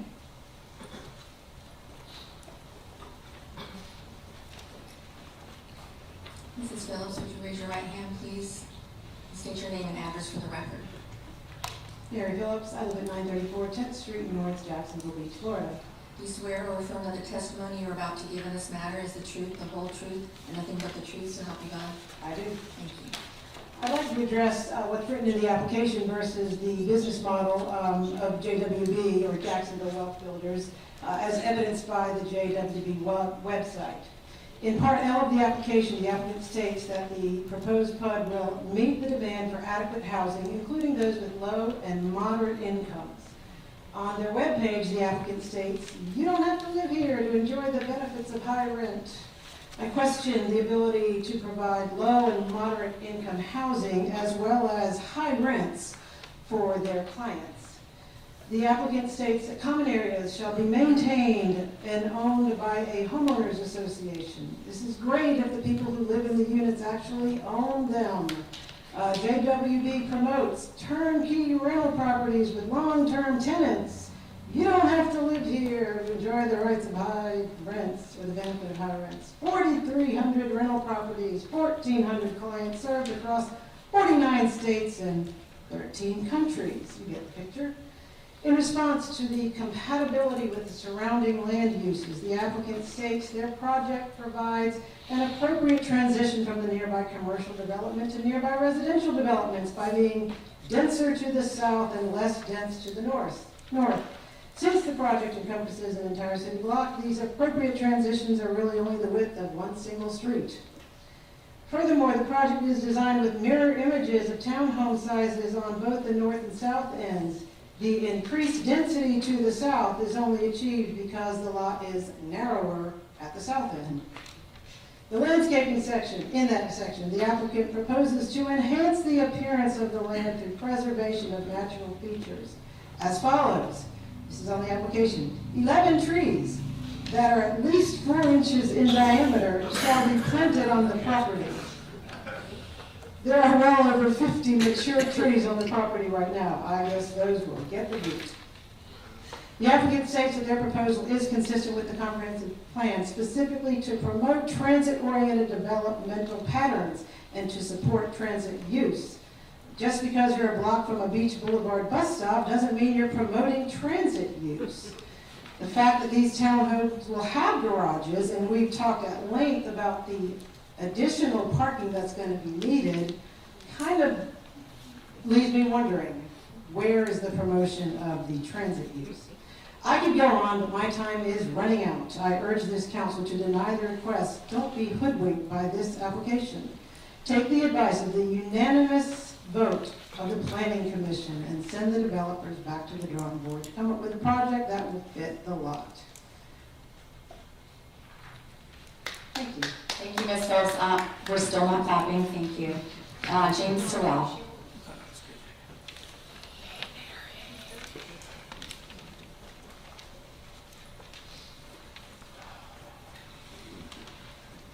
Mr. Sorrell, please state your name and address for the record. James Sorrell, 428 North Avenue, Jacksonville. Do you swear or affirm that the testimony you're about to give in this matter is the truth, the whole truth, and nothing but the truth, so help you God? Yes, ma'am. Thank you. But tonight I'll make it short and sweet. The advantages of this project will be increased financial gain as to the normal, and also ad valorem. But ad valorem will not be reduced that much if it already can build what it can build on the product as it's so right now. But unless I'm wrong, I believe that we shouldn't be granting any rezoning or any exemptions because of the fact of financial gain. And that's basically what we're looking at here, in my opinion. So, in my opinion, you should deny this because the main reason is the fact that it doesn't conform to the neighborhood conditions or its climates. This is basically looking like a commercial enterprise. It's not on the one street over, which is commercial and developed as such. It doesn't have the setbacks like the other new townhouses have. Granted, they're smaller than the original, but they don't have the setbacks which give it a more pleasing neighborhood appeal. And of course, as mentioned prior, is its proximity to Gonzalez Park. A lot of money was going into the redevelopment of Gonzalez Park, and I believe that this rezoning would hamper the appeal of the park. Anyway, for those reasons, the fact that it's just it's financial gain, and also the doesn't conform to the local neighborhood, guys, I recommend you deny it. Thank you, Mr. Sorrell. Kathy Moore does not wish to address the council but is opposed to the agenda. Is Kathy still here? Thank you for being here. Tony Ballmer does not wish to address the council but is opposed to the agenda item. Thank you, Tony. Mark McGuire does not wish to address the council but is opposed to the agenda item. Is Mark still here? He just stepped out. Jacques Corneau does not wish to address the council but is opposed to the agenda item. Did I say your name even remotely correctly? All right. What was that? One semester of French in college. Deborah Collins. Is Deborah Collins still here? She looks like she does. Okay, come on up. Would you like to address the council? Very briefly. Okay, come on up and face the clerk, please. Ms. Collins, please raise your right hand and state your name and address for the record. Deborah Collins, 1105 First Avenue North, Jacksonville Beach, Florida, 32 years. Do you swear or affirm that the testimony you're about to give in this matter is the truth, the whole truth, nothing but the truth, so help you God? I do. Thank you. My speech is a little more emotional perhaps than everybody else's because I'm the one who's going to be the most directly impacted. Everybody saw my house numerous times. I'm directly across the street, and even at my age, I'd be able to throw a rock at this place. 3 stories tall. There goes every bit of privacy that I have left. We happen to be the only beach city, and I'm very ashamed of it, that allows Airbnbs. I have one now behind me. I have the pleasure of hot smoke wafting through my backyard. Young kids, because there's a pool, playing games, profanity, late into the night. Lit up like a Christmas tree. It's swell. Now I'm gonna have a ton of them right across the street from me. And that's exactly what's gonna happen here. The house that I've lived in for 31 years, I'm gonna wind up having to leave. And it's going to turn into one of these ugly McMansions that are happening all over our beach. I've been here my entire life. My grandson is 3rd generation Fletcher. This place has changed and it's not for the bad. Some things may be more modern, more colorful, but it's not for the better. I lose every bit of privacy. The driveways that he's talking about face right out to my house, to my driveway. Hard surface, we already get 6-8 inches of standing water when there's a heavy rain. Now, we'll get a lot more. My yard will be flooded. There's no curb. Anybody gonna build me one? I bet you won't. I am so opposed, and I would really love, because everything you said here today, this is the first city council meeting when I voted for you. This is the first city council meeting that I have been to, and I've been really, really impressed. I really have. It does seem as if everything you voted for had the best interest of this city at heart. Right now, I hope you're not just looking at the revenue. I hope you're looking at what's good for the people who live here, because we're being squeezed out. The locals are being squeezed out by this kind of stuff. Thank you, Ms. Collins. Bonnie Knoll. I wasn't gonna speak, but can I? Sure. Yeah, it doesn't say that you weren't going to speak, so come on. I wasn't going to, but now I am.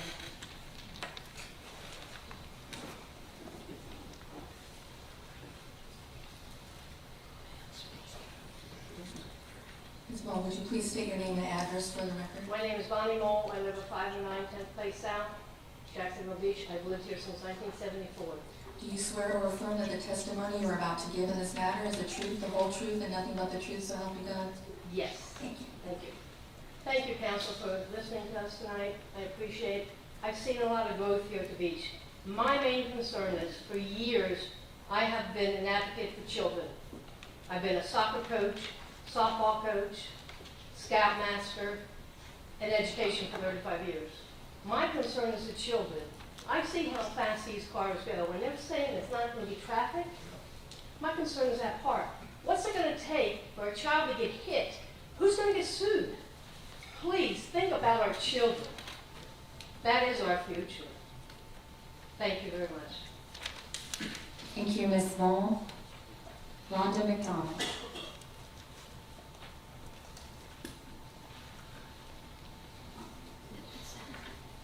Please raise your right hand and state your name and address for the record.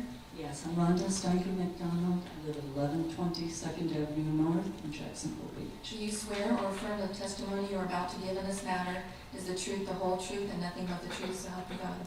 I do. Thank you. Well, since last week, or 2 weeks ago, I've really had my eyes opened for me. I now know what a PUD elbow is. And when I bought my house 11 years ago, I did not know that I lived on the edge of a PUD elbow, which runs through a really wonderful neighborhood that I have just loved. I've lived here at the beach for 45 years. And this neighborhood has just always stayed calm, quiet, intact, and these families they stay in, and their kids live, a block away, and everybody enjoys this very much. We all live in a small city. I'm needing you to be able to be very gentle and respectful and help us preserve my part of the neighborhood. When we moved in 11 years ago, coincidentally, that Saturday, the newspaper came out, and Bill Longacre's column was in it, and he said, "Hey, I was just riding my bicycle today from Penman towards the beach down 2nd Avenue North, and man, that is a quintessential old Florida neighborhood." And you know what? It still is. And we're right on that tipping point. Yes, those god-awful townhomes came in just down the street, and they shouldn't be used as a justification for why more of this disrespectful development should come in, but it should warn us off of that. Things that just get concreted over, things that are visually a blight. And I now see how fragile all of this is.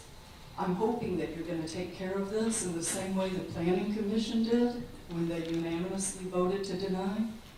And they cited their own reasons as living in the city, people walking, and they understood that the traffic numbers they're citing are ridiculous. I'm concerned about the traffic and kids. I'm concerned about the drainage for my section of the street that already floods. And when more impervious surfaces like this, just broad scale coverage, 80% is a big deal. And also about the encroaching parking. So please, if you can be very thoughtful and just think, if this were on your block, would you want this? Thank you, Ms. McDonald. Casey Braun. Oh, I thought I had already read you. This one, I have you down for D and E, and it doesn't say you don't want to speak. Well, Would you like to wait and I would speak? add a little bit to D here if I could. Okay. You can come up and face the clerk, please. Okay, I'm Casey Bond. I live at 804 13th Avenue North, Jacksonville Beach. And do you swear and affirm that the testimony you're about to give in this matter is the truth, the whole truth, and nothing but the truth, so help you God? Yes, I do. Thank you. Big problem with this, they took down the movie theater up Beach Boulevard. That's going to be all apartments. If you go down San Pablo Road, that's unbelievably developed. Then you come down to Adventure Landing, that's being developed. Beach Boulevard is getting crushed and crunched. When you look at the maps, the Google Maps, you do the Google Map Vacation, you can see that on the east side of this proposed development, it is townhomes, it is multifamily type of structures, but you go west and south of that, and it's neighborhoods, and it's a line. And directly west of this development is all single-family houses, the old neighborhoods. And this development of the beach that's taking over of something that can make money for somebody is just creeping in that direction and needs to be stopped and walled off. What's going on in Beach Boulevard is ridiculous. Because you can't go down Penman, the new way to go is down to the gas station there and turn left on 10th. And you can still get to my area of the beach by going down 10th. So the traffic on 10th Street is quadrupled in the last year or so, and it's going to get worse because you can't get through Penman anymore on the first light cycle. So during rush hour, school hour, anytime there's traffic, more and more of it's going down 10th Street. As far as parking goes, the 9 by 17 may be adequate parking area, but not if you put 1, 1, 1, 1, 1, 1. Now you're jamming it. There's a big difference between having 9 by 17, even going down the street, you know, side of the road parking, and having it jammed together. So that's it. That's just adding on. I really feel the same as the people that were just here talking about their neighborhoods. I mean, all day long, the most traffic on my street is kids on bikes, parents pushing strollers, and neighbors going up and down the street. And that's what I've had since I moved here 35, 37 years ago. And I hate to see it die. Thank you, Mr. Braun. Help us out. Dan Altman?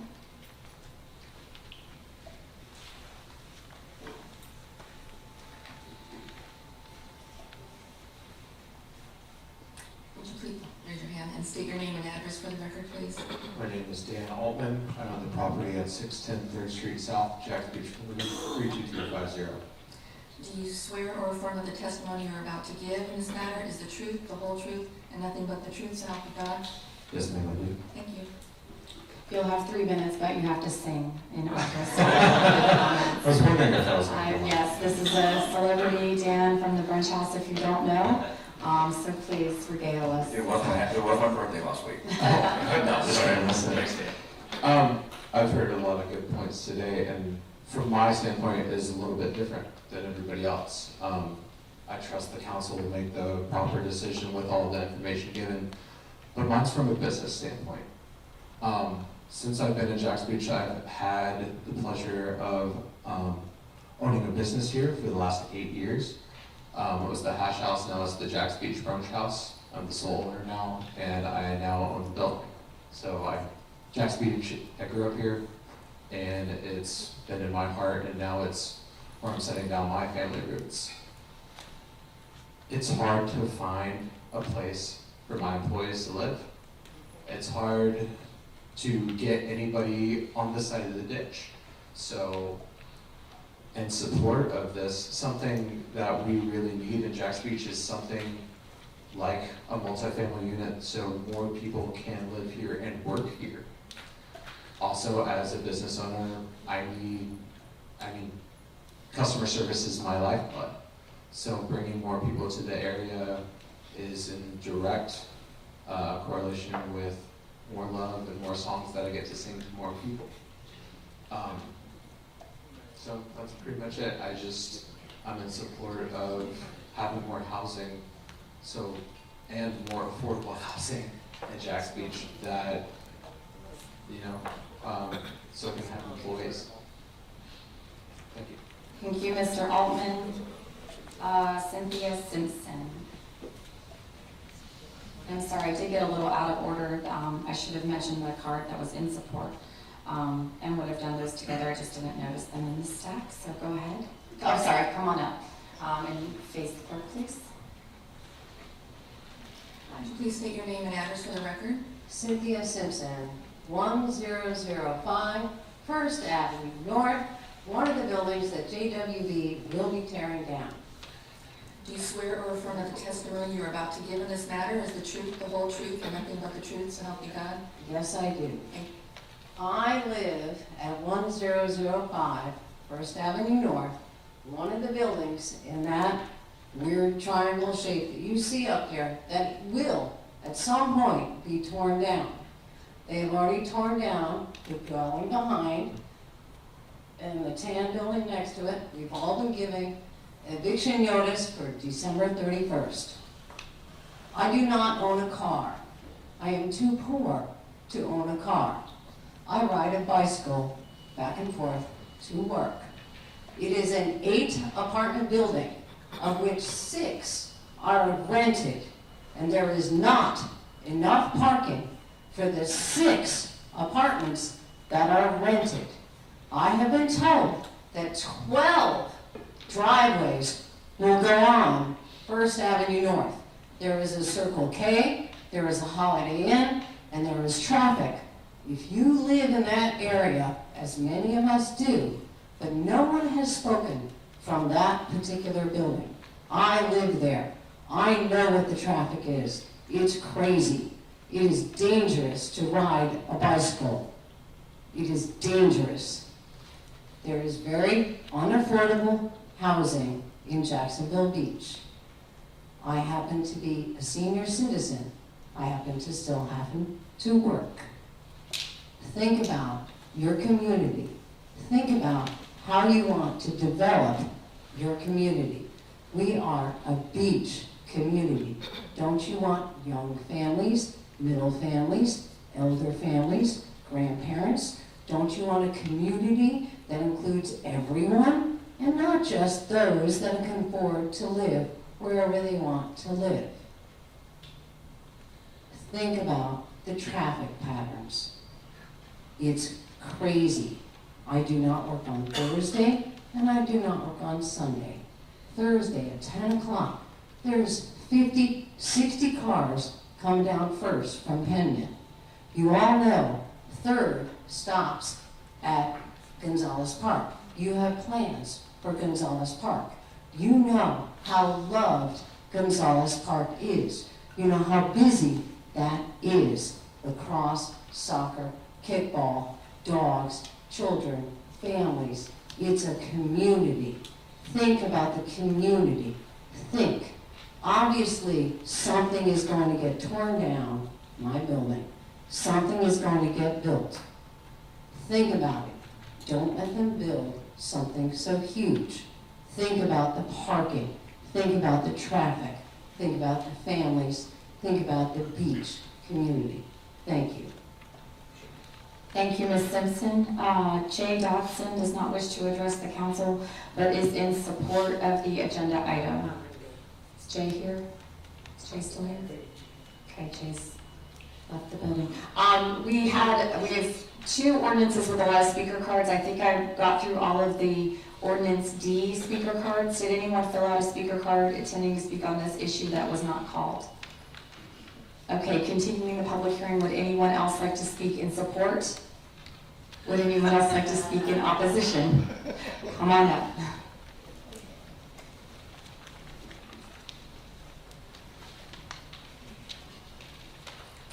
Kathy Hall, please raise your right hand. State your name and address for the record. Kathy Hall, 1639 6th Street South, Jacks Beach. Do you swear or affirm that the testimony you're about to give in this matter is the truth, the whole truth, and nothing but the truth, so help you God? Thank you. Thank you. Actually, it's kind of a question that I have. On the original drawing that I saw, okay, that was online of this, they had the 34 units out there with 1 dumpster. Okay, 1 dumpster is not going to handle 34 units. Okay, unless they're picking up multiple times a week. Okay, what I am tired of seeing is this proliferation of multifamily homes, of apartment complexes, and if you ride up 2nd Avenue North, especially between 10th and 14th, we've got brand new townhouses there. We've got some very old apartment complexes. Count the number of garbage cans that are left out in the street 24/7. Okay, not just on garbage day. 24/7. I've taken pictures of them. and they sit there and they sit there. Because either the owners, the renters, or the short-term renters don't care. Okay? They're not gonna put them in their garages. Some of these units don't even have garages. It's not enforced. We know what, those of us that live here know what the rule is. Okay? I'm particularly concerned when you have garages facing an interior alleyway. Okay? Do you really think these people are gonna haul their garbage can from their garage out to the street twice a week? I mean, I don't think that's gonna happen. Thank you. Thank you, Ms. Hall. Would anyone else like to speak in opposition to the proposal? Come on up.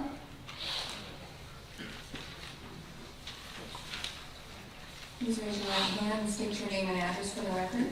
Lisa Sandstrom, 1171 3rd Avenue North. Do you swear or affirm that the testimony you are about to give in this matter is the truth, the whole truth, and nothing but the truth, so help you God? I do. Thank you. I've already emailed everybody, I wrote to the leader. You've already know my concerns. They're the same as everybody else. My question is, what are the units gonna sell for? Is there an established price that the units will be selling for? They can address that when they respond to Okay, comments. that's just my question, because so often they say it's gonna be affordable housing. Define affordable. I mean, if somebody's working as a waitress at the brunch house, are they gonna be able to afford $450,000, $500,000, $600,000 townhomes? I question that. And then if a investor buys them, then he's still gonna want to get a return on their investment for that rental property. It's just logic. So the defense of affordable housing, I'm sorry. I don't believe that for a moment.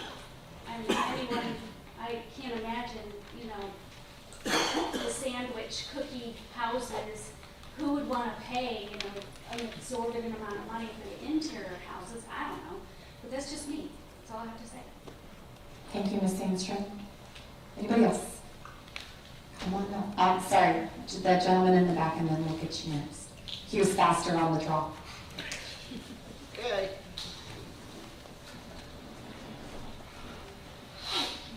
Please state your name and address for the record. My name is Justin Rawls. I live at 403 12th Avenue South. Do you swear or affirm that the testimony you're about to give in this matter is the truth, the whole truth, and nothing but the truth, so help you God? I do. Okay. So I just wanted to quickly go over two of the main points you guys make and have made for the past couple of years have been drainage and parking.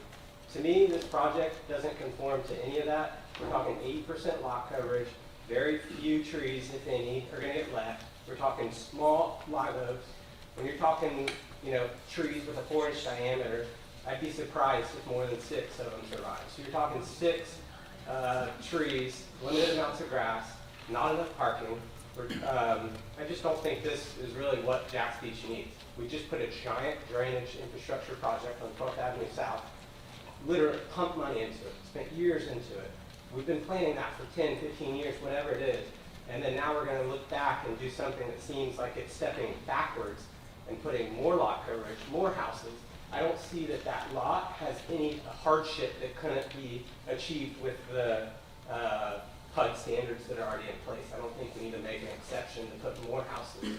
They're going to basically earn more profit for the developer.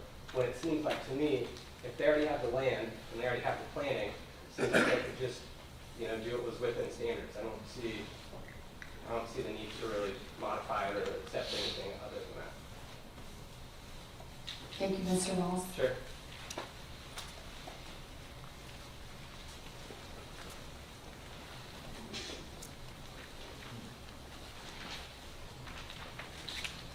Please raise your right hand and state your name and address for the record. My name is Robin Danahauer. I live at 1028 4th Street North, Jax Beach, Florida. Do you swear or affirm that the testimony you're about to give in this matter is the truth, the whole truth, and nothing but the truth, so help you God? I do. Thank you.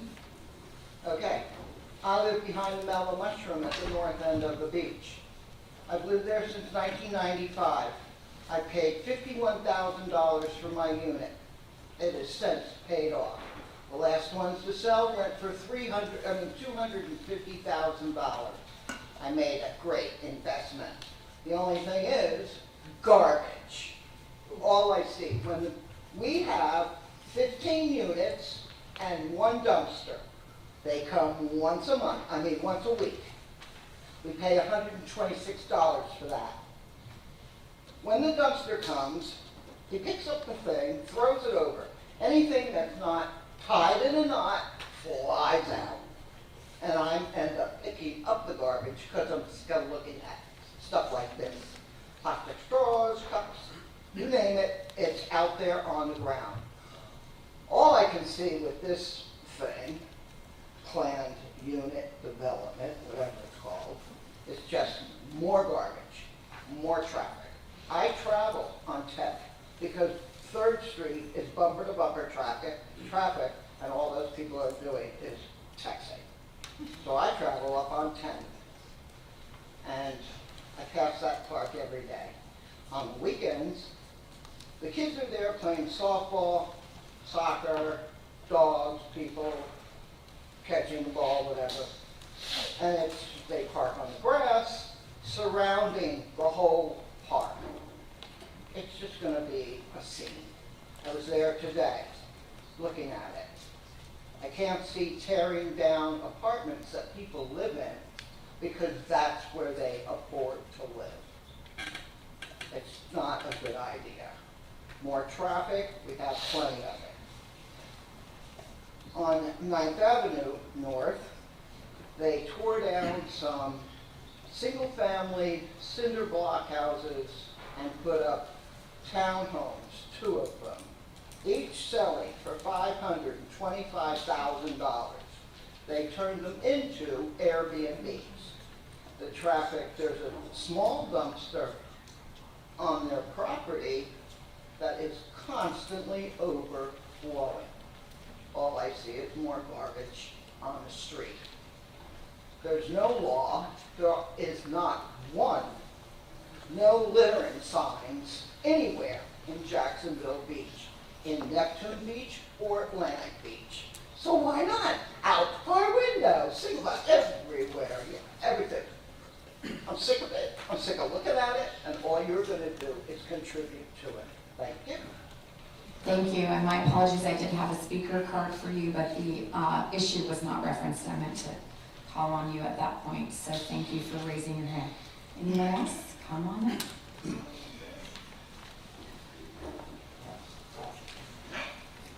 Please state your name and address for the record. Do you swear or affirm that the testimony you're about to give in this matter is the truth, the whole truth, nothing but the truth, so help you God? I just want to piggyback on what she said, the trash dumpsters. As I drove around the beach this week, I noticed that most of the dumpsters, we have to access to the property. Even the current project, the current buildings that are there now, you have to drive the dump trucks down and drive through the property to get to the dumpster. Even the HUD projects down there, you got to drive through the back of the property to dump the dumpsters, whereas this is subjecting the whole neighborhood to that trash dumpster right there. I wrote my email, I really feel sorry for the person who lives right across the street from that dumpster. I'd like to see the dumpster in the center of the project. Let the dumpster weave its way through all the traffic to empty the trash rooms. So that's it. Thank you. Thank you, Mr. Richardson. Anyone else? Okay. This public hearing is closed. Planning Director, would you like to respond to any of the comments?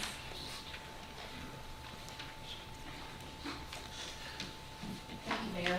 Yeah, I would like to address just a couple items, just some things that came up. I want to make sure everybody is aware of, STVRs always come up, and I know you guys know. Short-term vacation rentals. Sorry. It's getting late, I'm using acronyms. Vacation rentals, Airbnbs, whatever you want to call them, we cannot regulate those. The property owner, the project manager, they can do that through covenants and restrictions, but we cannot require that, unfortunately. The state of Florida has preempted us, as you know. Their site plan, as part of the PUD process, we do a review with all the other reviewing departments that will look at this project when it comes forward. So it's been preliminarily reviewed by Beaches Energy, Public Works, and the Fire Marshal. They're proposing a underground drainage vault for stormwater, so their property will capture their own stormwater drainage. They are proposing sidewalks all the way around the project, including a contribution to the urban trail system on the east side of the block. This is an interesting block because it doesn't have existing platted lots like the majority of the rest of the city. It's just a very kind of ancient block, if you will, that was never platted. I've never heard the term PUD elbow, but I'm gonna look it up and see what I can find out. Keeps coming up for the open space. PUDs require 20% open space, and they are giving us, I wrote it down, more than 20%. I believe it was just under 35%, so they're exceeding that requirement. And again, I'm happy to answer any questions from council. Thank you, Ms. Ireland. Do we have any comments from the city attorney? No, ma'am. Would the applicant like to respond to any of the testimony by the staff or the public? Yes, just a slight amendment. The open space, I think we're just over 38%, and the PUD requirement is at 20%.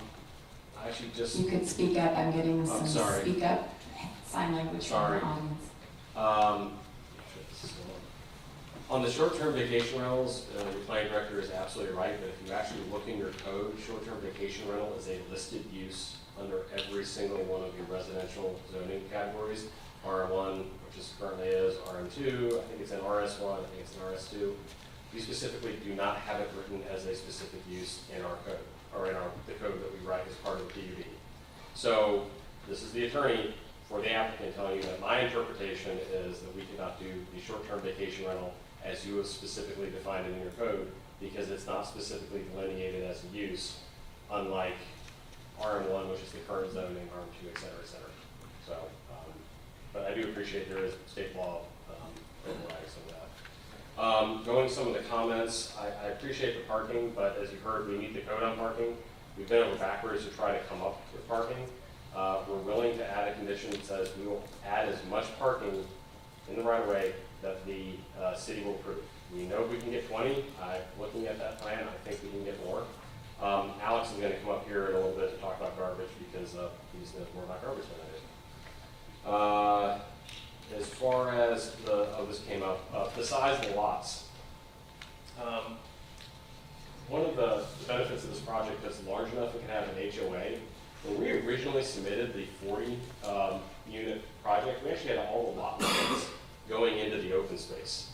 It was actually a comment by staff, I think 2 years ago, and then actually comments from some council members when this first came up for the easement vacation about the concern of, well, the more area that is the quote-unquote open space or the yards that is owned by an individual, if they don't maintain it, that hurts everybody else's property value. So what we did is we took as much property as we could and put it in the actual HOA property. It does make it a little bit easier for platting, but it also, if this unit owner litters in this area, they're going to get fined by the HOA. We think that unified control of all the common space, while it does make the lots technically smaller, makes it easier to clean and maintain the property. And part of our PUD condition is we're going to have an HOA that actually controls that property. I believe Mr. Sutton had a question for me while I was going through my notes. We'll do that once we have a motion. Okay.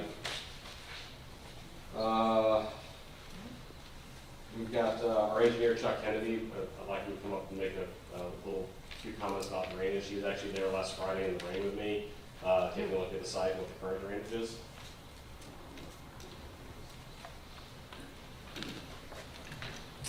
So, Mr. Kennedy, before you start, I've been advised by the city attorney to reopen the public hearing and to have you sworn in before you give your statement, if you don't mind. So, public hearing is reopened. Please face the clerk. Okay, you raise your right hand and state your name and address for the record. My name is Chuck Kennedy. Address is 3731 Eagle Ridge Drive, Jacksonville 32224. And do you swear in affirm of the testimony you are about to give in this matter is the truth, the whole truth, and nothing but the truth, so help you God? Yes. Thank you. All right, so yeah, I heard a lot of people talking about drainage, and one of the things that I particularly am most excited about with this project is that we will be improving the drainage. When I first took the project on, you know, as a civil engineer, we wait for it to rain, and we go out to the roads, and we see what happens. And the first thing that I saw was like, oh my gosh, I can't believe it's like this. It's bad. The drainage, as all these residents have talked about, you know, the drainage problems there, I 1,000% agree with you. And so one of the first things I did was I met with the public works guys and said, what can we do to fix this? Because we don't want to build this nice development with all these drainage problems. So one of the great things about this particular project is that it does afford the opportunity to solve many of these problems, especially in 10th Street and First Avenue. So I've got my plan in front of me. And do you have a pointer, Zach? So I'm going to take Zach's pointer and I'm going to, it's not my pointer. Okay. The pointer that's in Zach's possession, now in my possession. Which button? The arrows. Yeah. No, I want an arrow. I want like laser. The top one. The green one. The green one? No. That's not that one. Sorry, I'm technology. So I'm just going to show you where we're putting drainage inlets. Because the problem is the water gets in the road and it's got nowhere to go. And so we are going to add inlets right there, an inlet right there. I've actually got another one right there getting around that little concrete thing. So I got 3 right there. We've got one down here. We've got one across the street from that. We've got one right here, one kind of right here. And then I'm going to put at least 3 over here. You know, I've got to work with Dennis some. There's some, in my current plan, I see some growing edges where we can pick up actually some more water. So the objective is to make sure that the First Avenue North, we're going to get all that. We're going to get this street. We're going to get this corner. It's about the best we can do. Based on, because in order to do this, we have to run a pipe from here, up here, and down 9th Street. So it's a significant drainage improvement that we are doing that I'm not sure that Dennis has any, you know, you can speak to him maybe, Dennis, but they all have any plans to do this in any time in the future. If we do this project, this will get done now. If we don't, I don't know when it's going to get done. And we do have, and on our site, you know, these pavers here are a product done by a company called ACF, which is a high infiltration type paver. So the water is actually going to go through there. There's going to be 12 inches of stone underneath it. So the water in these pavers is just going to go into the ground at a much higher rate than it does today. And it goes pretty fast today. Same thing with these pavers. Sorry, guys. Same thing with these pavers right here. These are very high infiltrate rate pavers. It will perk better than it does today, and it perks pretty good today, relatively speaking. It doesn't have a way to go, but once it does stop, once it does pull up, it gets out pretty fast. So that's one of the things I'm really excited about for you guys. I've got a friend that lives up the street on 10th Street. His kids come down this way a lot. And one of the first things I saw, and they sent Heather a video of this, was like a kid coming to that intersection on a golf cart, turning around the drainage puddle, and another car coming the way at him. You know, that needs to be fixed.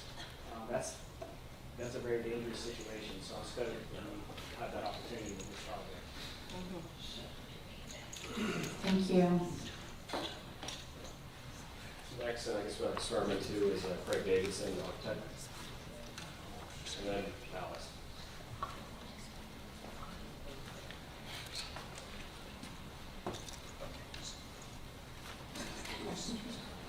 Please raise your right hand and state your name and address for the record. I'm Craig Davidson, 915 Alhambra Drive, North Jacksonville, 32207. Do you swear or affirm that the testimony you're about to give in this matter is the truth, the whole truth, and nothing but the truth, so help you God? I do. Thank you. There were a lot of good questions from the gallery here and the residents and community. There's some good questions, and I'd like to just address a few of them. And let me just step backwards a little bit. When we looked at this site a couple of years ago, the initial thought was a much higher density site. We were looking at something not unlike Blue Water, where you've got apartments that wrap a garage with one one side of the development exposed as a garage.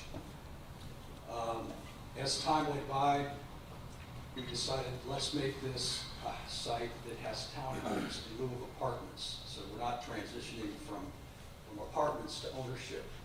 And when you look at the context of the site, that's what this project kind of addresses.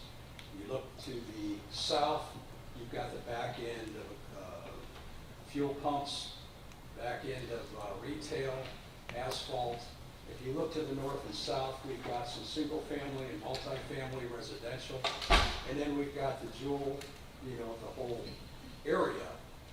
And currently the way that the zoning steers the type of development are townhomes with garages. And what garages say when you develop a street with garages is that the car's more important than the neighborhood. The car's more important than the neighbor. And the new thinking is that you're taking parking and putting it into an alley. And you're taking that off the road. And you're actually, it becomes more efficient with the amount of space that you need because you're not building a parking lot.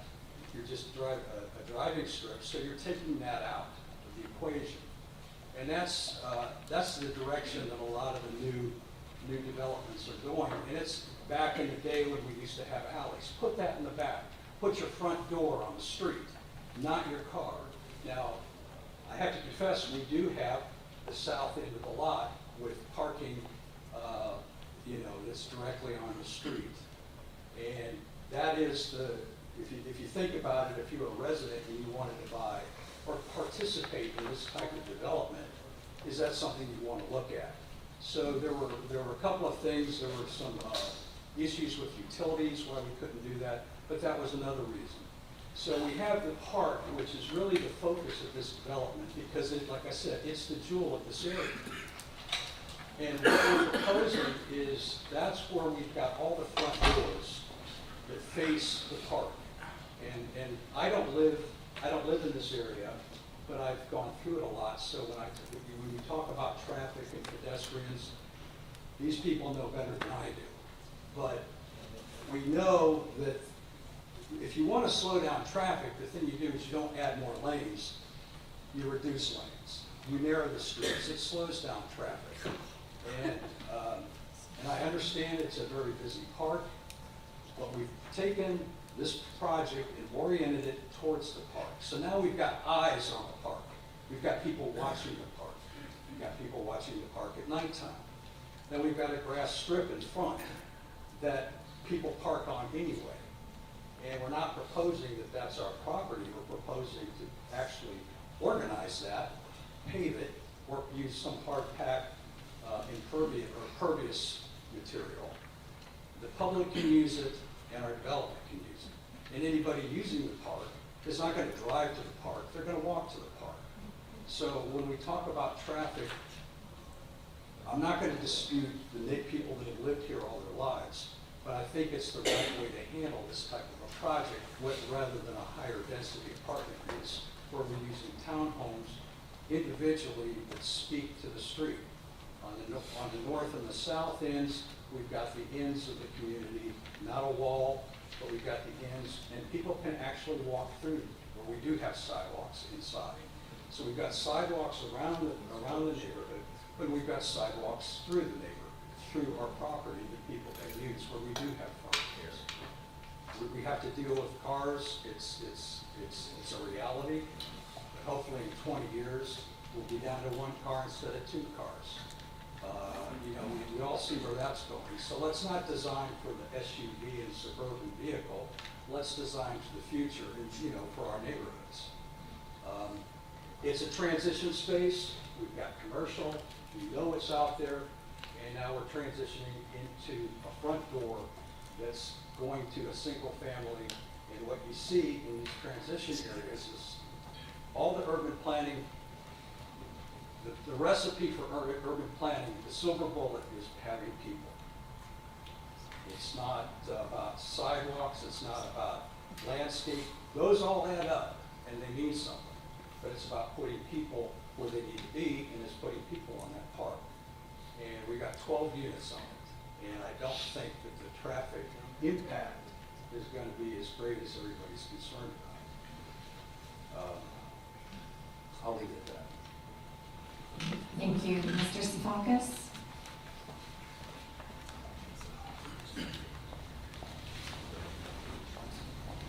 Please raise your right hand, state your name and address for the record, please. Alex Sifakis, 348th Street, Atlantic Beach, Florida. Do you swear or affirm that the testimony you're about to give in this matter is the truth, the whole truth, and nothing but the truth, so help you God? I do. Thank you. Thank you all. Excited to be here after about 3 years of trying to put together a project that is going to be a great asset to the city, and it's gone through a lot of revisions over the years. From like Craig just talked about. Originally, we were thinking 57 apartments, which is what is would be allowed under the comp plan and the land use, and we narrowed that down to 40 townhomes. After hearing a lot from the community and running into some utilities issues, we're now down to 34 units, which is on the very low end of what the comp plan allows. It's a minimum of 21 units, we're at 24.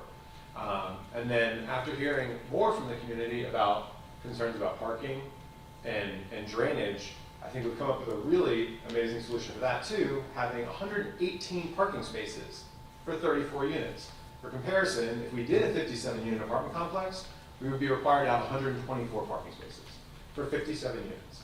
So this project has basically 6 less parking spaces than we would need for a 57 unit apartment complex. So, and then a recent change from Planning Commission was adding additional parking that we had in our original plan, the parking along the park, where from the city, what we interpreted, they wanted us to put a fence there and not use the right of way. We talked to them after the Planning Commission meeting, and they said that we could put parking there, and we were willing to put as many parking spaces as they will allow, which I think it's looking like we could probably get 24, which would bring that parking count up to 122. So we acknowledge that the neighborhood is concerned about parking, and we think we have a really great solution for that. And Mr. Dunlap spoke about a couple of what the purposes of a PUD, one of which is creative approach. I think Mr. Davison spoke excellently to that point. This is a creative approach to not putting 57 apartments there, to having a great product, as opposed to what we would be allowed to do just by right today, with its current zoning and putting 28 townhomes, traditional townhomes with front load garages, which, slow down? No, this slows down. Gotcha. Trying to look for that picture. So this would be the site plan for what we can do today without doing a PUD. We believe that our project is far better than this project where you have townhomes, 3-story townhomes with garages on the street, 28 driveways exiting on all sides of the block, including backing up to the park. Where what we have is you don't have driveways backing up to the park, you have public parking there and all driveways internal. In addition, you get an amazing amenity as opposed to this. This would be what we could do today, and we believe that this product is significantly better than what we would be allowed to do today. You can go to the aerial here. So you can see what we're also getting that you wouldn't get with what we're allowed to do today would be an amazing amenity, pool and common area space in the center of the project. So, so we do believe this is a creative approach and is much more desirable than just building 28 traditional townhomes with the driveways exiting to the street. Heard a lot about garbage as well. This plan, the City of Jacksonville Public Works has determined what they would like to see for us for garbage, and we are meeting what they have asked for. That dumpster pad is 20 feet by 10 feet, so you could fit basically 40 yards of garbage there, which is the largest dumpster, the largest hallway dumpster that you see at construction sites is a 40-yard dumpster. So significant amount of capacity for garbage, which is why the city asked us to put it in, and we agreed to put that in. And in addition, if for some reason that it fills up, the HOA will have a contract to pull that dumpster when it fills up. Another great part about this project, as opposed to a lot of other townhomes, like the ones like these that are just built to the south, those townhomes do not have an HOA. So there's no one central entity responsible for making sure that it's maintained, that the rules are being followed, that the garbage is being picked up, where our project will. And so just in summary, we do feel like this is a great project for the beaches. We've been at this for 3 years, gone through a lot of different iterations, and acknowledging the concerns of the community is important to us. We've called back every single person that spoke at Planning Commission, talked to them, tried to understand their concerns, and try to come up with a reasonable solution. And we really feel like we've done that, and appreciate your consideration in approving this project. Thank you. Thank you, Mr. Sefakis. Do you have anyone else to speak on this issue? I will reclose the public hearing. We have already done our ex parte communication announcement, so if I could get a motion to approve the ordinance as read by title.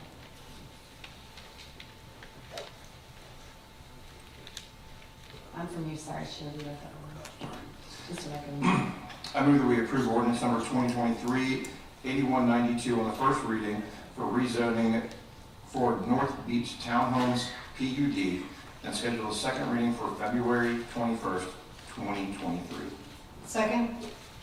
Before opening the floor for discussion or questions by the council, please be reminded that our decision will be based on the criteria set forth in the Land Development Code, and the council is required to approve a clear statement of specific findings of fact, stating the basis upon which such facts were determined and the decision was made. We'll now open the floor to the city council members.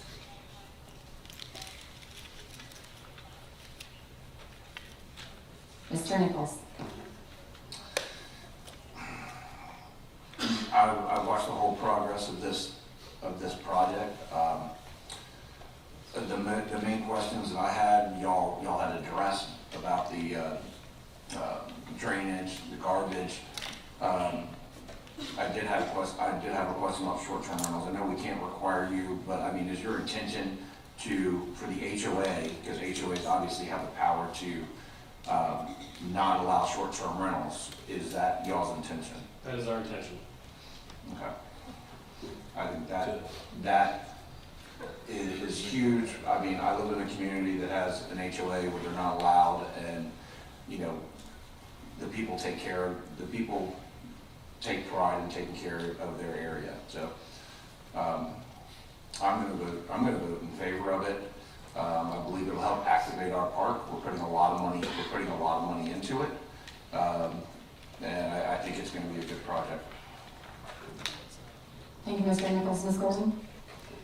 I have some questions. I don't know if it's for the architect or Mr. Sefakis or Mr. Miller, but to begin with, how many bedrooms will each of these units have in them? I don't want to misstate it, so Alex will answer the question. So these units will be 3-bedroom. So you have a garage and a bedroom in the first floor, all the living space on the second floor, and then 2 bedrooms on the third floor. Okay. For all the units. And how big are the two-car garages going to be? Like, what are the dimensions going to be?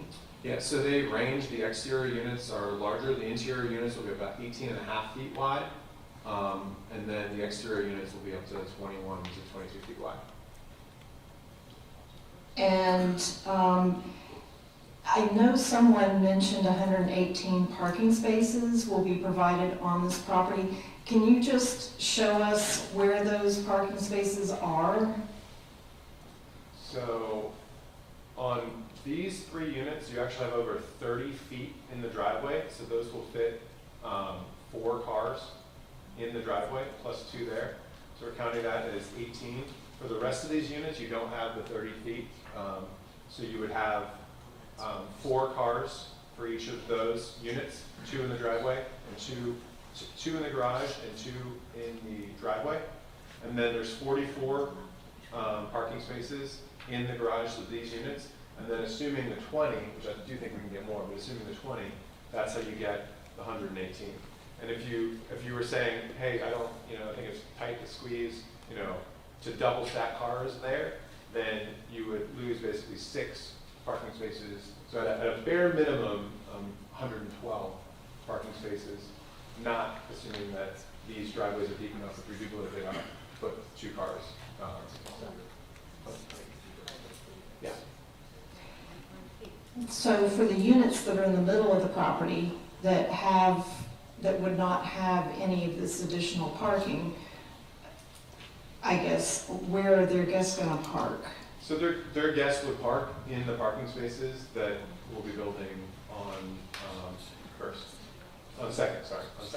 Well, and plus, I mean, guests could park in the garage as well, depending on how many cars that people have. And then other guests would park in those spaces.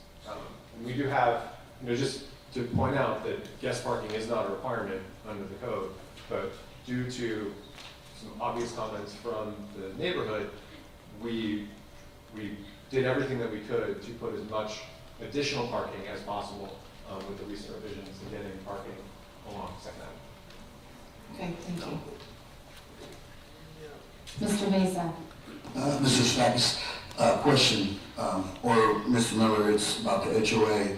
I noticed certain neighborhoods in Jacksonville, Queens Harbor, they don't allow you to park on the street. Now, many people don't park their cars in the garage, these are the storage.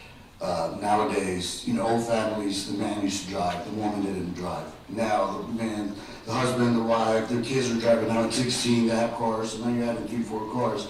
Is the HOA gonna require that whoever owns one of these units to have one car at least parked inside the garage to alleviate congestion? So the HOA will manage the common areas, and so the common drives, and for instance, the parking in front of the dumpster are all part of that. So the HOA will make sure that no one's parking in anywhere that they're not supposed to park inside the project, so you can't like pull up a car and leave it on that internal road.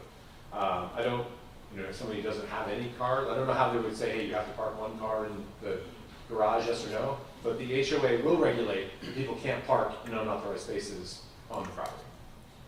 All right, now to the dumpster. How big is this dumpster gonna be? I've seen. So this dumpster enclosure is approximately 20 feet wide by 10 feet. You can see this exterior unit here is 22 feet. So just ballparking it, you're about 20 feet by about 10 feet of depth. And at a 6-foot height, that comes out to 44 yards, which is a gigantic dumpster. You think about most apartment complexes have a dumpster that's about 8 feet, by 6 feet. This would fit 2 of those for only 34 units in here. So it's significant garbage capacity. Thank you. Mr. Jansen. Yeah, quick question for you.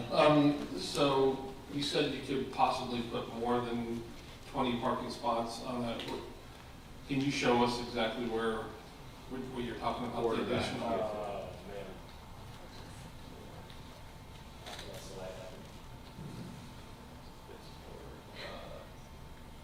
There we go.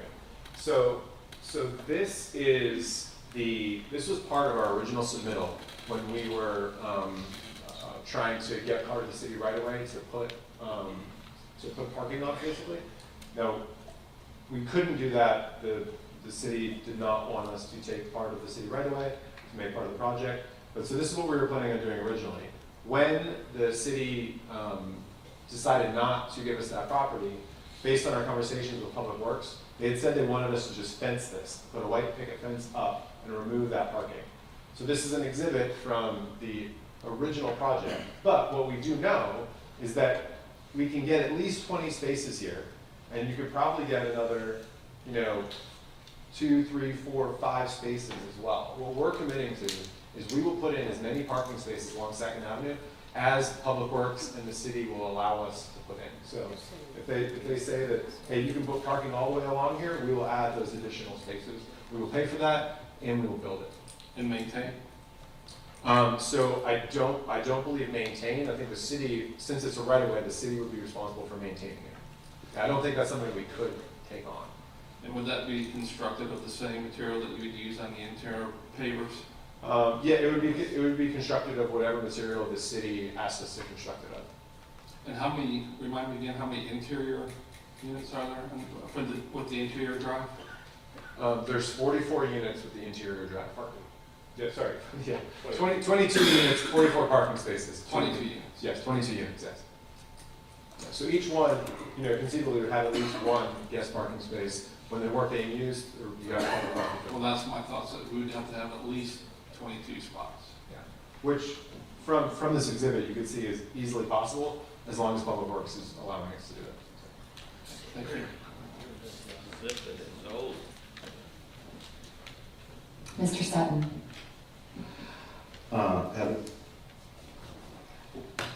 Just for everybody, remind me one more time, and everyone, by right, on this property, no planning commission, no conditional use, what can be developed? How many units? Well, therein lies some of the quandary of this property, is the land use and the zoning don't match. Right. So, using the land use, I believe it's 57 units, as they've quoted, but you can't get the density that the land use requires without doing a rezoning to PUD. The PUD could have the same standards as traditional zoning. In this case, they're looking for something a little more creative. So it would be maximum of 57. And that would be apartments? They could be, yeah, Multifamily. apartments or condos. Okay. I will say, I think the applicant has done a good job in, being creative with some of the feedback they got at Planning Commission with this parking on Second Avenue. I think it's important to keep in mind that that could be used for Gonzalez Park as well. I still have a concern as it relates to Gonzalez Park, because I don't believe there is enough parking for Gonzalez Park, but this conceivably could help as long as it doesn't get eaten up all the time and turn into the townhome parking, extra parking lot. But Jason and his guys and their consultant have busted their butt in producing something close, I think, for us to move forward on with Gonzalez Park. So a little conflicted as to how that all fits together. I think by the book, they meet the comp plan requirements here. I think they fail on most of the PUD intents. A lot of that is subjective anyway, but this is a tough one just because of what it could be and what they're proposing, and sort of that difficult decision there. So, Ms. Golding. So in our community, we've had people come before us several times and talk about the issues that we're having with the townhomes in our community and the parking, and I've seen it myself. Other townhomes that we do have here are about the same size as these. They're 3-bedroom townhomes because I looked them up on the property appraiser's site, and the ones that have 2-car garages often have 2 to 3 cars parked out in front of their properties. And so I'm really struggling with this because the reality of what we're seeing at the townhome developments here in Jacks Beach is that there is more parking, more cars out in front of the properties than than we are taking into account for in this development. I have to say that our code, section 34-211C, in the rezoning criteria says that we have to consider adoption of an ordinance based on one or more factors, provided, however, that in no event shall an amendment be approved which will result in an adverse community change in which the proposed development is located. And looking at other townhomes of similar size, I just can't, I'm struggling with the fact that there will not be an adverse community change.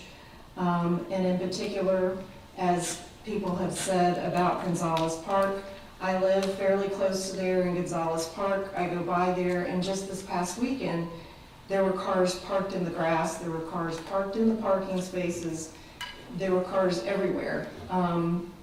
And I just feel like we are still lacking some parking, even though our code says 2 spaces, our code is lacking, and of course, we're working on that, and we're gonna have a workshop about that. But based on the rezoning criteria that says, provided that in no event shall an amendment be approved which will result in an adverse community change in which the proposed development is located, I currently can't support it.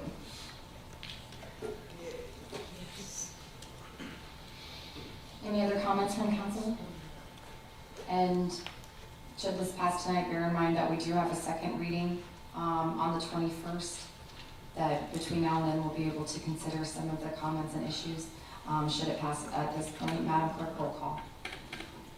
Price per unit? Depth of the garage? I'm sorry, we're not taking shouted out questions from the audience, I apologize. Well, we will work on getting some additional information, answers out before the next, or at the next meeting, thank you. Madam Clerk, roll call. Councilmember Jansen? Yes. Councilmember Meza? Yes. Councilmember Nichols? Yes. Councilmember Sutton? No. Councilmember Golding? No. Councilmember Horn? No. Mayor Hoffman? Yes. Motion carries. We will have our second reading in 2 weeks. Council, do we need a break? Does anyone else on council need a break? Yes, quick one? Okay, we'll take a 5-minute break, and then we will have the last ordinance. I think the last ordinance.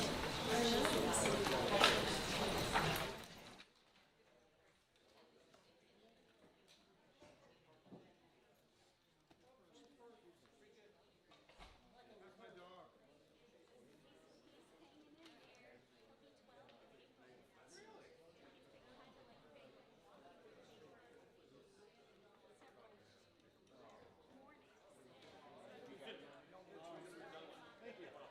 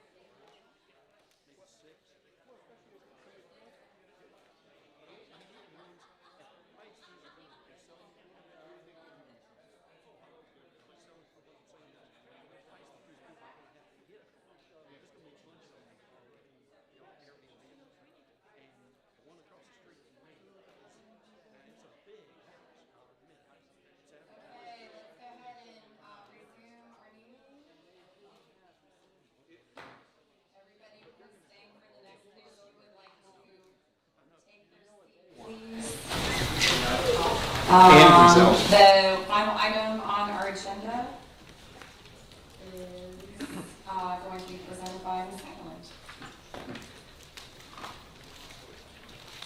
Thank you, Mayor. So this last item is to place a charter amendment on the ballot for the downtown height incentive that we have discussed at several public workshops and council briefings. So the city manager asked staff to put this together. And so this ordinance is very similar to the one you saw for the 16 amendments that went on the charter previously. The intent is to get this on for the May 16th, 2023 ballot. And again, this is the language that was discussed again at several workshops and briefings. Thank you, Madam Clerk. Will you read the ordinance by title, please? An ordinance of the City of Jacksonville Beach, Florida, submitting to the electors of the City of Jacksonville Beach a proposed amendment to the Charter of the City of Jacksonville Beach, providing a ballot title, summary, and text for the proposed amendment, providing directions to the city clerk, providing for severability, an effective date for approved amendments, and an effective date for the ordinance. Thank you. This ordinance is before the council for a public hearing and consideration on its first reading. I will now open the public hearing on ordinance number 2023-8193. We'll just go through the speaker cards like we did before. We do not need to swear in any testimony, so if you will come up and give us your name and address, you'll have 3 minutes to address the council. We're pushing 9 o'clock. If you can keep it less than 3 minutes, we'd all appreciate you. We'll start with Gail Etchell. And following her will be Benda Stratton. If you want to go ahead and start moving to the front of the room, that would be great. Oh, Gail Edgell, 525 3rd Street North, Jacksonville Beach. I'm just opposed to this. One of the reasons why is because we purchased our condo based on the view. So that's why people are purchasing condos on the beaches, because of the view. The second thing is for attracting new buyers to our property when we're selling our properties. That's what they want, is a view of the beach. And right now, Neptune and Atlantic do not have offerings of the condos. It's also going to decrease the values of our property, so it's decreasing taxes that are available to the city. And if we look at large landmarks and large city beaches, we always have lower properties or lower level properties on the beach level, and they go up from there, and not high level properties on the beach going down. So we're going to be losing our view. Thank you. Thank you, Ms. Edgell. Is it Brenda? Yes, I'm sorry. I broke my arm, so I can't really. That's okay. On the mend. Okay, good. No, I'm not writing well. North, Unit 209, Jacksonville Beach, Florida, 32250. Thank you, Mayor Hoffman and Council, for hearing us this evening. You know, I guess I have a few thoughts on this. That was the very first question we asked our realtor before we bought there. And we were assured that there was a height maximum, and it really feels like we can all probably understand why we feel this way. It feels like we're changing rules in the middle of the game, and that feels very unfair. My husband and I have moved around a lot. We've had it's difficult to move, but we've also been given a lot of gifts by seeing how cities are well run. We've seen Walmarts shut down, and it really does depend on you people to be visionaries and think big. And it's got to be principle before profit. And adding a skyscraper there, that doesn't help the beach. That doesn't help the darling beach community. I see all the good work that you're doing. Keep going that way. Don't add structures that aren't going. It's and to City Council Member Golden, when she said adverse community change, that is exactly what this is. This isn't good for the community. So we're really asking you to, all of you, take this very seriously and keep going the direction you're going. It's a beautiful community. Don't change gears, please. And thank you for your service. Thank you, Ms. Stratton. Roger Whiting. Does not wish to address the council but is opposed to the agenda item. Thank you, Mr. Whiting. John Tipton. And behind him, that'll be Trey Moment. John Tipton, 503 6th Street North, Jacksonville Beach, Florida. This is a very bad idea. This is the camel's nose under the tent thing. A few years back, a few of us went around and asked the residents of Jacksonville Beach about height ordinances. We did not go around and ask investors. We asked residents. And a pretty good number of them said 35 foot is as high as it needs to be. And I think anybody that wants to build in the CBD, if they can't make ends meet in 3 stories, then there's something wrong with their business plan. We need to stop this now. This is sort of like the ground coverage thing that I've been harping on for years. At one time, we said 30%, then we went to 35, then to 45, now people are asking for 50. Same thing's going to happen here. You give anybody an inch, they're going to take a mile. You give them any way to start building above 35 feet, and you're going to have high rises in downtown again. Thank you. Thank you, Mr. Tipton. Mr. Phillips does not wish to address the council but is opposed to the agenda item. Mary Phillips. Can I make one more comment real quick? You didn't use up all of your time, so sure. If you're going to do this, put it on the general election, not in May. Thank you, Mr. Tipton. Ms. Phillips? So, I'm Mary Phillips. I still live at 934 10th Street North in Jacksonville Beach. I'm opposed to this ordinance for a couple of reasons. Number one, I attended the public workshop in January, and my husband attended the one in July.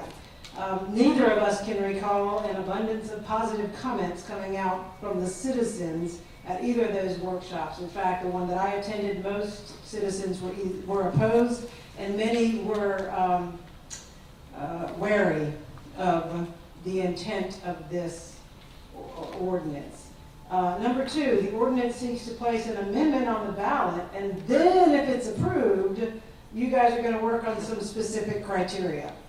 I don't know about anybody else, but I will not be voting on an amendment that doesn't have the specific criteria already worked out. If it's my vote and I'm the one who's responsible for it, I want to know exactly what I'm voting for. So I think we've got the cart before the horse here. And finally, if the last agenda item shows us anything at all that this city needs to do, it is to fix our land development code and make sure that those ordinances are appropriate and working. They're not working. And this last 2 hours should show every one of us that.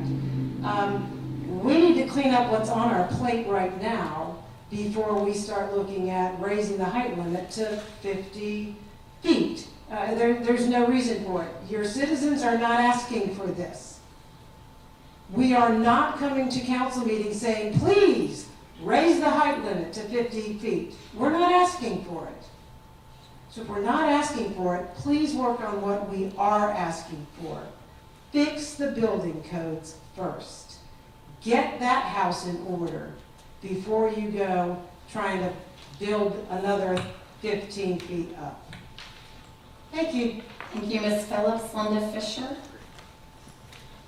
And following that will be Tony, if you want to start working your way up. My name is Linda Fisher. I reside at 637 Lower 8th Avenue South, Jax Beach. And I think you all either are aware or you should be aware, because it's a matter of public record, that if you get this proposed amendment passed, that at the very next city council meeting, by a simple majority vote of 4 people, you can change the height limit to anything at all that you want to change it to. It won't be gone before a vote again. It's on the public record. It's stated in this room at a meeting, and it's also been attested to on social media. So you can shake your head all you want, Mr. Nichols. Anyway, I hope you all make every effort to disclose this to the public, and ideally that should be made very clear in the ballot summary. Thank you. Thank you, Ms. Fisher. Tony Conrad.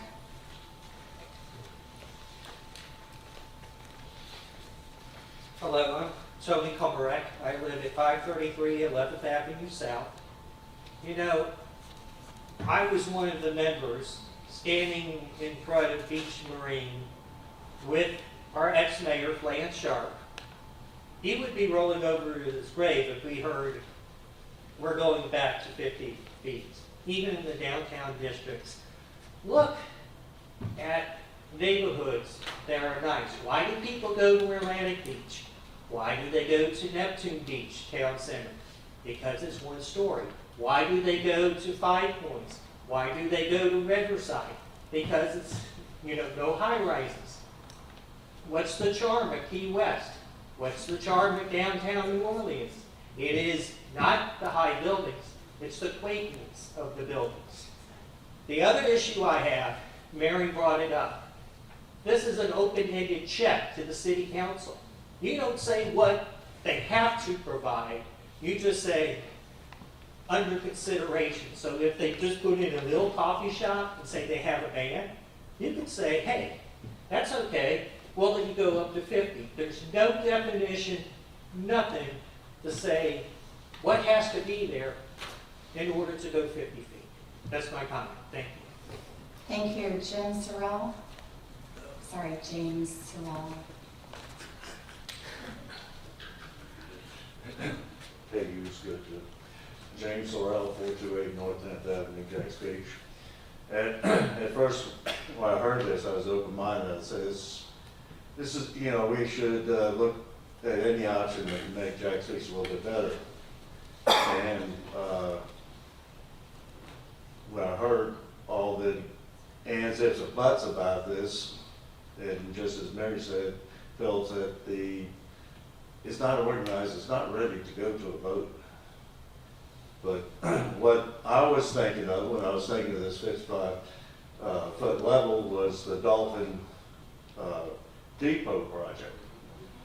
And what the Planning Commission did there was the fact that, yeah, you're grandfathered into 55, and here's one interesting project. They came in 3 stories, then they came back with 5 stories but everything met code. There's no exceptions, no deviation from the plans. And even what you had already proposed is already in the ordinances, to whereas they had 0 lot lines and what have you. So I agree with most everybody's fact that this isn't ready to be put to a vote yet, because it's not what the people want. They want to know what the end result, they want to know all the answers, and they want to know all the effects, and even the exact locations that you would consider would be something that you need to present to the citizens. Because you gotta remember, each one of your votes is over 3,000 people of this city's opinions. And everybody, the number one thing they want is family friendly.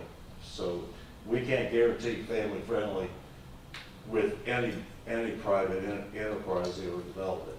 So let's try to keep that in mind. Maybe if you want to keep doing it, work on it, but I don't think it's ready to go to a vote right now. Thank you. Thank you, Mr. Sorrell. Bonnie Moore?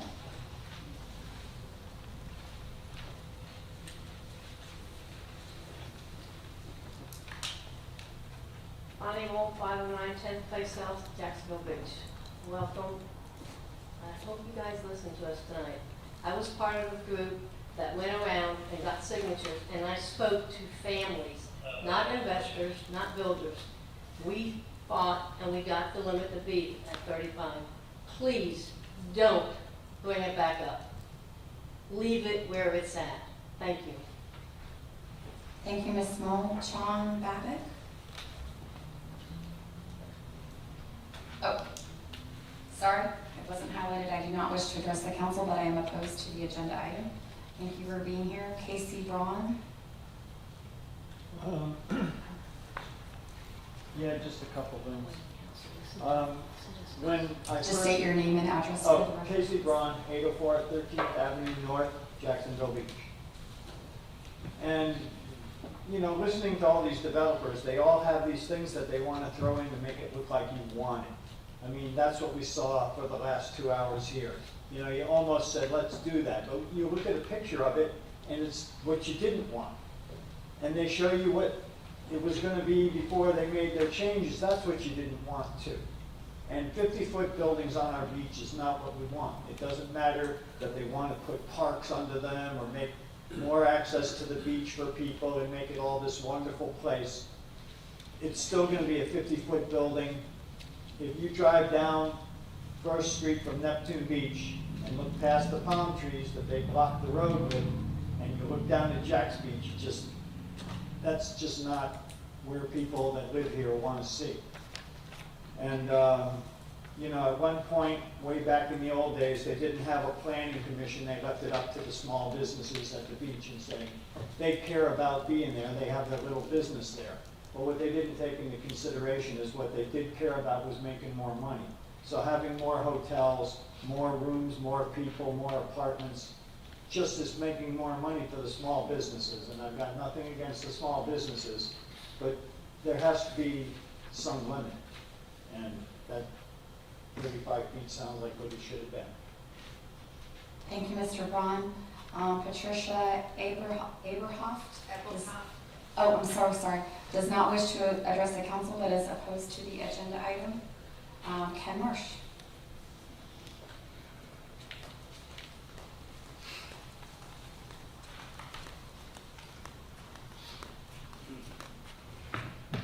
Ken Marsh, 2011 Gale Avenue. I speak in opposition to this ordinance. It lacks merit, it lacks justification, and it's incomplete. It's incomplete because you want the public to support a downtown height incentive that's based upon some criteria of incentives, but you can't or you don't want us to know what the criteria is that's being considered. This is the cart ahead of the horse. And quite frankly, it has the appearance of a lack of transparency. It lacks merit and justification because the public is totally in the dark of the who, the what, and the why. It has all the appearance of a manufactured need. You have not told us what the problem is that you're trying to solve. Who's going to benefit? What is going to be developed? Is this for the citizens? Is the intent to bring residents downtown? Are you wanting to create office space? More hotels? Upscale condos? What is the problem you're trying to solve? These examples appear to help a host of people, but does little to support bringing the residents downtown. If there is a plan, please let us know what that is. And let's talk about the territory limits. This is not just about specific parcels downtown. This is opening up the entire CBD to the potential of 55 feet. It means some big business can come in, buy parcels, multiple parcels, and build 5-story buildings anywhere in our downtown, anywhere in our downtown. But what is lacking the most is the why. This is coming off as some fabricated need. I've heard it said we need the height to get developers and investors, and when they come, we finally get the downtown we've all been waiting for. Yet in both height workshops of which I attended, not one future investor or developer came to speak about the downtown they could help create with this additional height. And let's look at what we've done with the height. Margaritaville, Spring Hill Suites, Sheraton, Four Points, Pier Point, Metropolitan. Is any of that helping out bringing the residents downtown if that's the plan? But the best reason you have that the height doesn't necessarily mean getting the best development is the soon-to-be-open town center complex being developed by Mark Angelo. It is the single best thing that has happened to our downtown, period, end of story. And the quality complex by this quality developer without the need for additional height, this is the argument for you not needing height to bring in or entice development. This is the best thing that has happened to Jack's Beach, and it doesn't require additional height. So going forward, I am not opposed to understanding your need for the height, but feel you have more homework and more specificity as it relates to this ordinance. Thank you. Thank you, Mr. Marsh. Nicole Davidovich.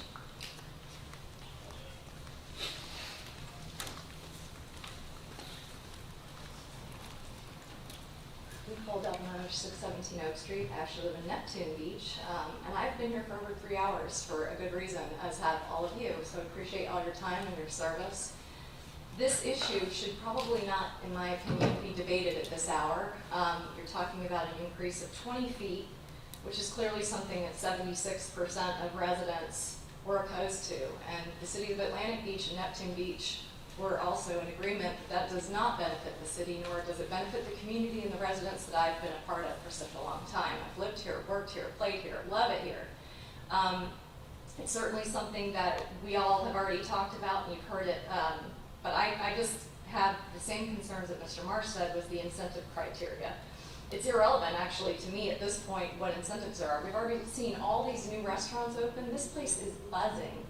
I don't think that we're having any difficulty attracting developers. I know the things that have gone on in the past, but I have never seen things like what we're seeing now.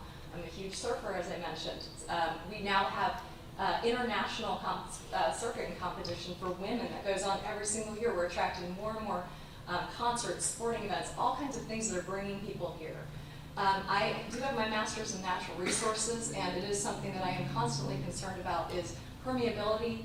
I do own a home out here on this barrier island. I do worry about saltwater intrusion. I do worry about the state of our dunes. I do worry about the amount of parking, the amount of people coming in and out, and making accommodations for services for them. Water, power, schools, hospitals, all these things should be something that's considered when you're developing a city. We are in a FEMA red zone. How about the time that we all need to evacuate? Ian and Nicole should not be far from your memory. We watched for 4 days at 80-mile-per-hour sustained winds as the mayor and I sat through and listened to all of that information about just how dangerous those storms are. There is no reason that we should be increasing density. In fact, most Army Corps of Engineers and so on, planners, are not talking about increasing density on barrier islands. I think it's definitely something as part of your resiliency plan that should be very, very carefully contemplated. That's beyond my personal beliefs that 35 feet is something that your citizens and the people here on this barrier island desperately want to keep in place. Thanks so much. Thanks for being here so late. Appreciate it. Thank you. Terry Deloach.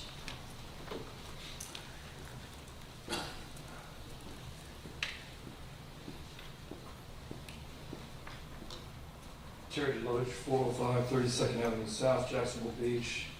Mayor, members of the City Council. Everybody's been incredibly articulate, so I don't need to go over a lot of these things, but I do believe that this is not ready for the vote tonight. There really needs to be more work on this. There needs to be more transparency, and there needs to be a defined criteria that the public can review.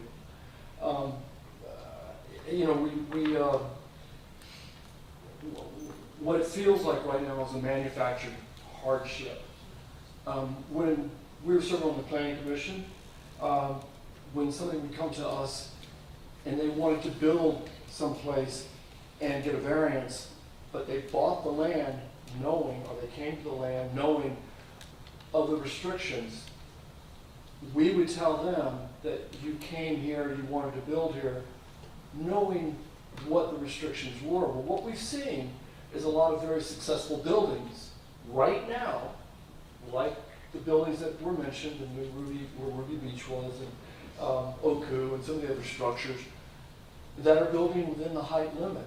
We're not having a problem bringing people here at 35 feet. Quite the opposite. We're developing, and we're drawing people here more than we ever have. And I grew up here. And so what I would urge you to do is, number one, table this till we get a very clear-cut criteria for people to review. And then also, I'm super excited about the direction we're going to. And I would like to see, I would just like to see the final language. And keep in mind that people come here for the beach. They don't come here for the buildings. Really, the main thing they come here for is the beach. And so let's protect it. There were some really good points just made. And so I'm not going to go on, and I'm going to jump out. Thank you very much for all your time. Thank you, Mr. Deloach. We have Valerie Matyi, does not wish to address the council, but is opposed to the agenda item. I don't know if Valerie's still here. Craig Brewis does not wish to address the council, but is opposed to the agenda item. And Luann Lentz does not wish to address the council, but is opposed to the agenda item. See, how do we want to go forward? So let's go ahead and have a motion and see where we are with discussion. I'm sorry, what? More speakers? Oh, I'm sorry. No, Would anyone else in the audience like to speak? Come on up.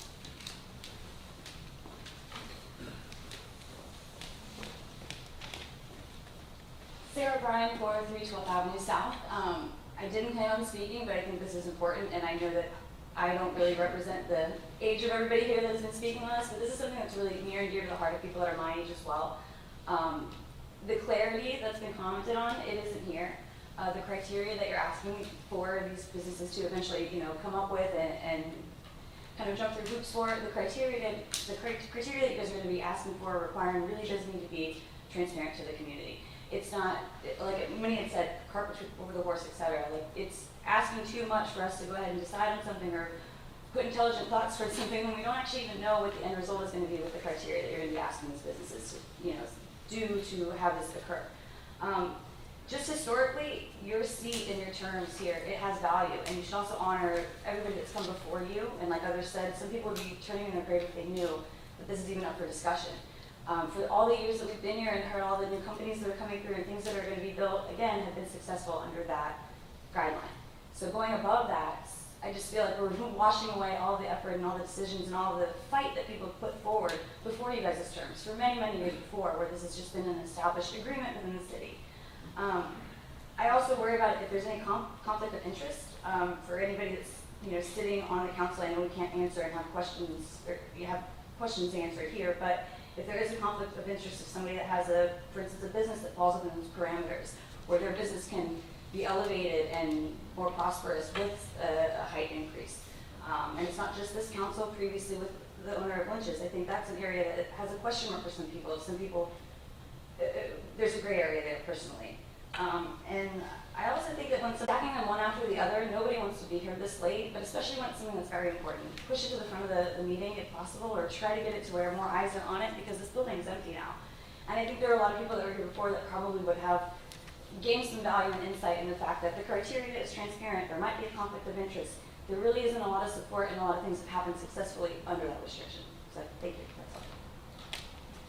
Thank you. Would anybody else like to speak for or against? Go ahead. Georgette, you can move to. Sorry. No, you're good. Mike, You're Mike's good. got it. I'm just front of you. Mike Stang, 1020 19th Street North, Jacksonville Beach. I'm begging you to table this. There has not been enough time spent on this. This is a huge decision which will weigh for decades and decades on this beach.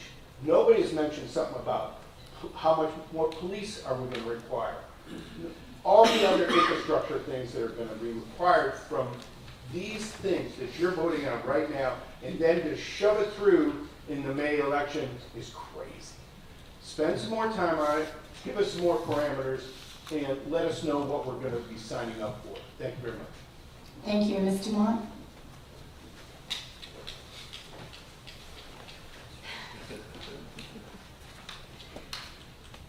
Georgette Dumont, 507 16th Avenue South, Jacks Beach, Florida, 32250. I know that this is not a rush piece. We've talked about this for a couple years now, and we've had 2 workshops on what some criteria could be. What we are asking for tonight is to place a measure on the ballot that allows for up to 55 feet if a developer meets certain criteria. However, nobody knows what that criteria is. So you're asking the voters of Jacksonville Beach to hope that you're going to get it right, what they think the right criteria would be. I think that it is way too early for this to be in front of this body to get it on the ballot. And I understand that there is a rush. You wanted it on the March ballot, and you didn't have the workshops and the stuff ready beforehand, and you're like, now I have to get it on the May ballot, and you still haven't had the workshops to delineate what the criteria should be to get that additional height. So, I see in a linear way, first we need to decide on criteria. The CRA and you all have to decide what criteria are going to be required to be able to get that additional 20 feet downtown. Once it is decided, then we should be asking the residents, the voters of Jacksonville Beach, to approve or disapprove the ballot initiative and have that specific date of when that criteria was agreed upon. So this way the criteria cannot be changed at a later date by a future council or a future CRA. You all received my email today, and I've sent it to others as well.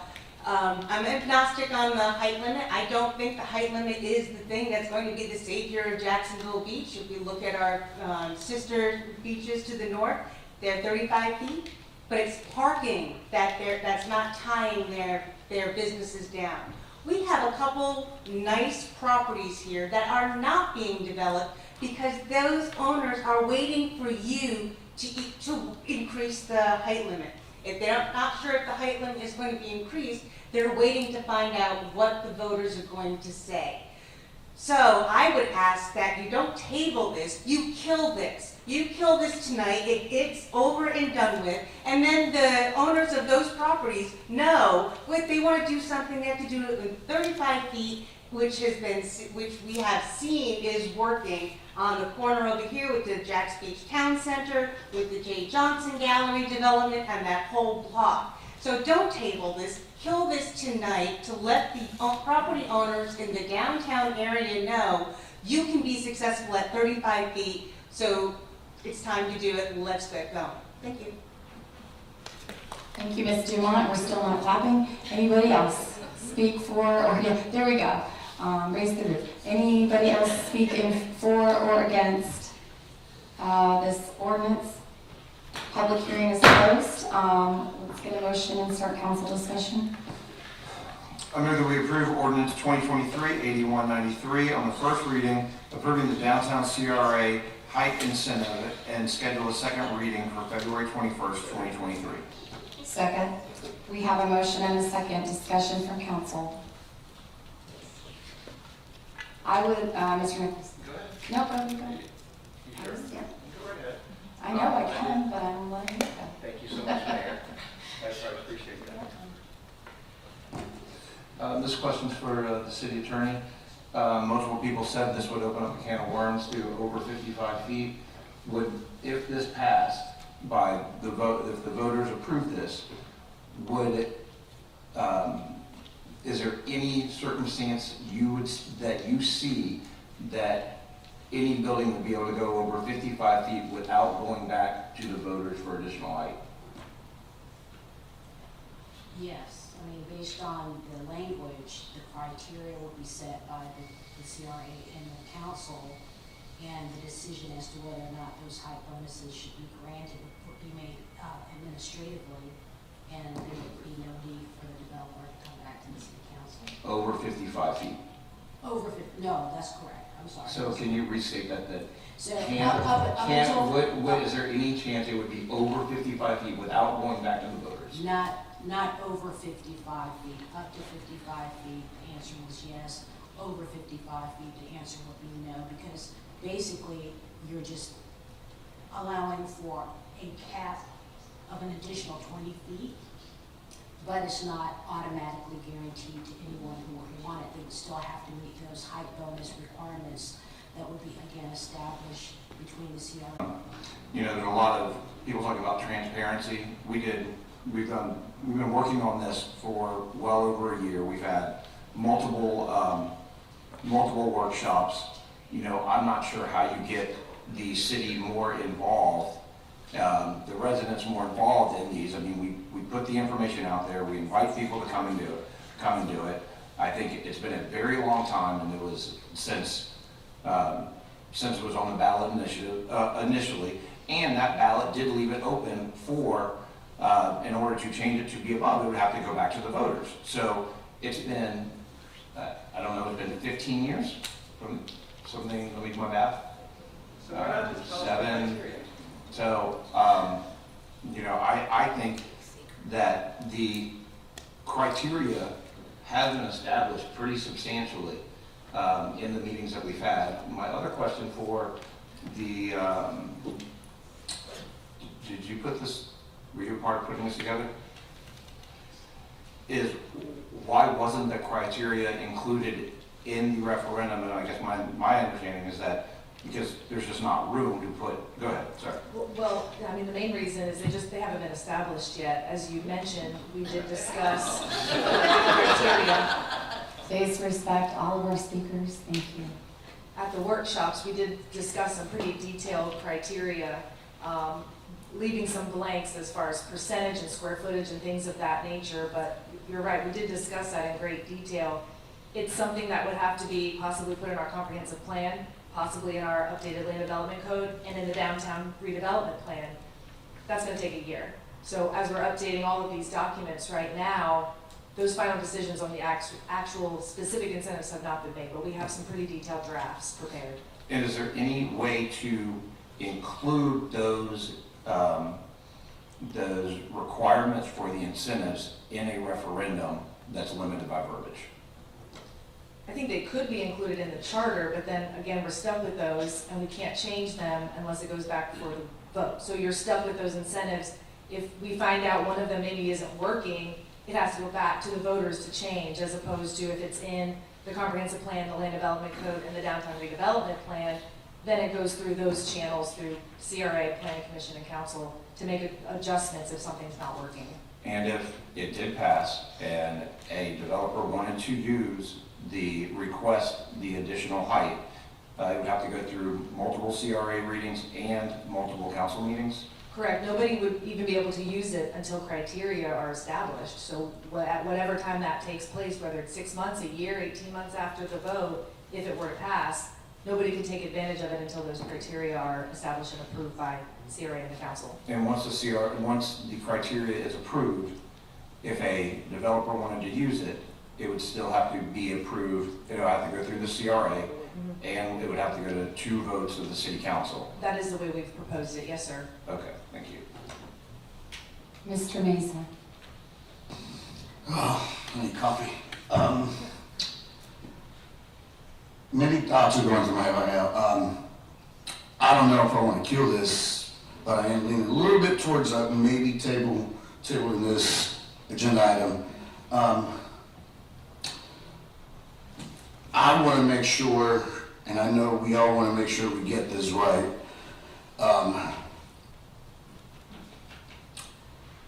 When I go to vote and I look at a referendum, sometimes the verbiage is very minimal. Sometimes it's very extensive and you don't know what you're voting for. I want to make sure when this is on the ballot that it's very clear and that the voters know what they're voting for. Right now, I don't know how I will vote if it was on the ballot, if I wasn't involved with the city council, if I was just a regular Joe Smo and I'm just doing my civic duty. Right now, in this seat, I'm 50-50 whether I want to vote and put this on the ballot, and the other 50 where I'm not sure. I just know that I want to get this right, and I want us to get this right, but I don't know if I want to kill this just yet. And I'll come back with more comments. Mr. Jansen. Yeah, Ms. Ireland, piggybacking off of what Councilman Nichols said.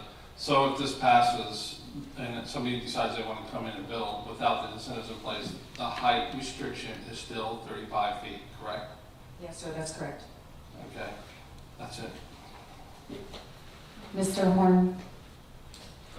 When was the last vote on the height requirement? It was 2007. 4.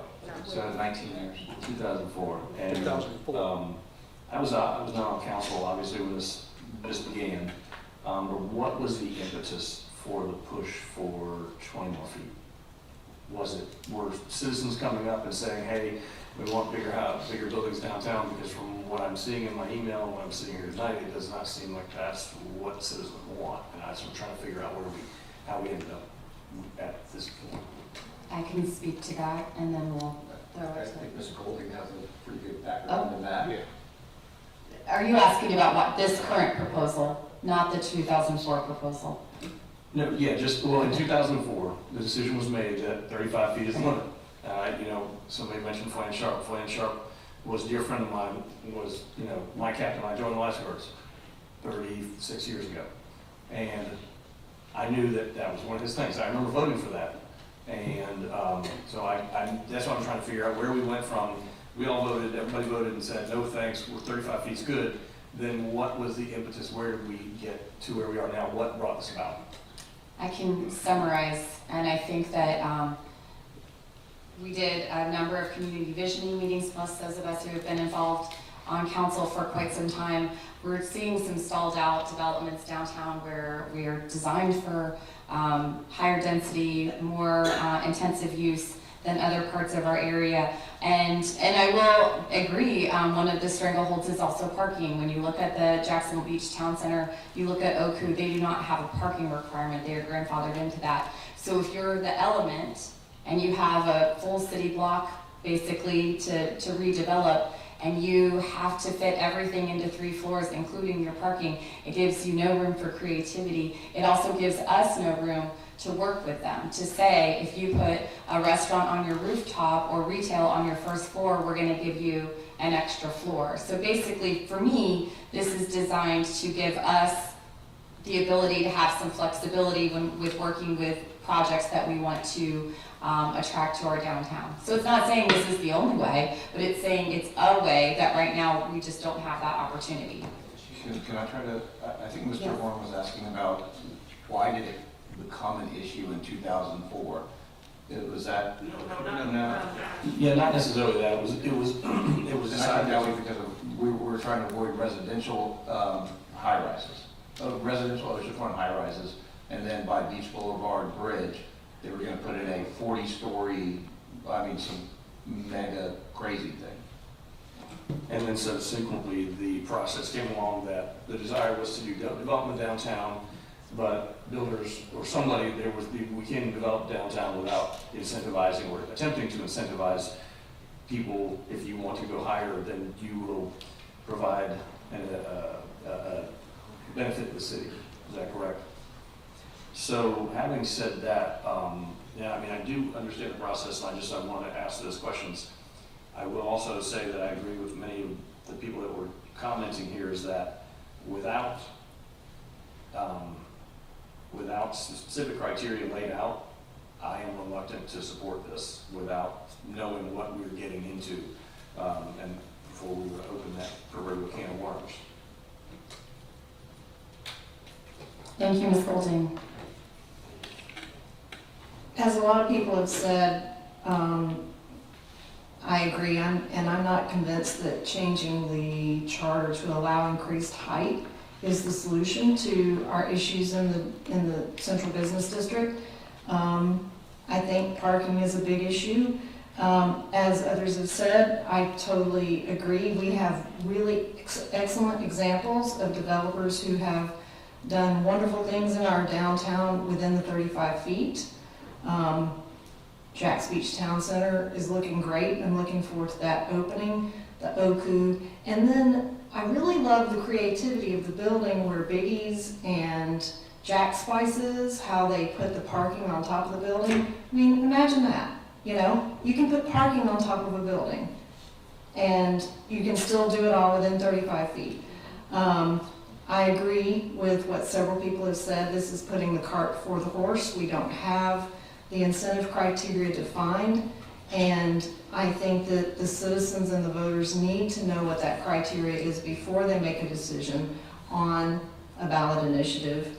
And it doesn't, it needs to be defined, and this is what it is, not just a stab on paper that this is what it could be, because the citizens, the whole reason that the citizens voted on this to begin with was because there was frustration and distress with our local government and what our government wasn't doing that citizens wanted for their community, and that was no more high-rises, and the government wasn't doing anything about it. And this is just going to lead to more distress because citizens are going to see that we're asking them to approve something, but we're not going to tell them what it is that they're approving. And oh, by the way, it could change, and you don't have any control over changing. So I can understand where the citizens are coming from, and currently, as it's written, I can't support it. I feel like that this, you know, this, as everyone else has said, this is not ready to go on the ballot. Mr. Horn? Oh, sorry, go ahead. No, I just, one more thing that just popped into my head, and we touched on it. We touched on this at the CRA workshop, and the mention was one of the issues for development downtown district is parking. One of the things we touched on at the CRA workshop was implementing some parking structure, providing more parking. And if we're able to provide, if we as a council, we can lead our way through this, provide more parking, then we may find people who are say, hey, 35 feet's enough. If we've got adequate parking, now obviously everybody's going to want to go as high as they can, as much as they can, as densely as they can, because they're trying to make that money. But at the same time, if we can lead that way, there may not necessarily need to be the need to incentivize people to provide more parking on, you know, whatever we're offering as an incentive. Mr. Mesa? A refresher question from Ms. Ireland that Mr. Corey Nichols was asking. If we were to put the criteria on the ballot, and you said something like, if it doesn't work, we still have to go back to the voters to change that criteria? Yeah, if it's put in the charter, anything that's put in the charter would have to go back before the voters to be changed, as opposed to in the comprehensive plan or the land development code or the downtown redevelopment plan, for example. Okay, thank you. Mr. Sutton hasn't spoken on this one yet, so I'm gonna let him go first. You still have to sit in here for the rest of the meeting.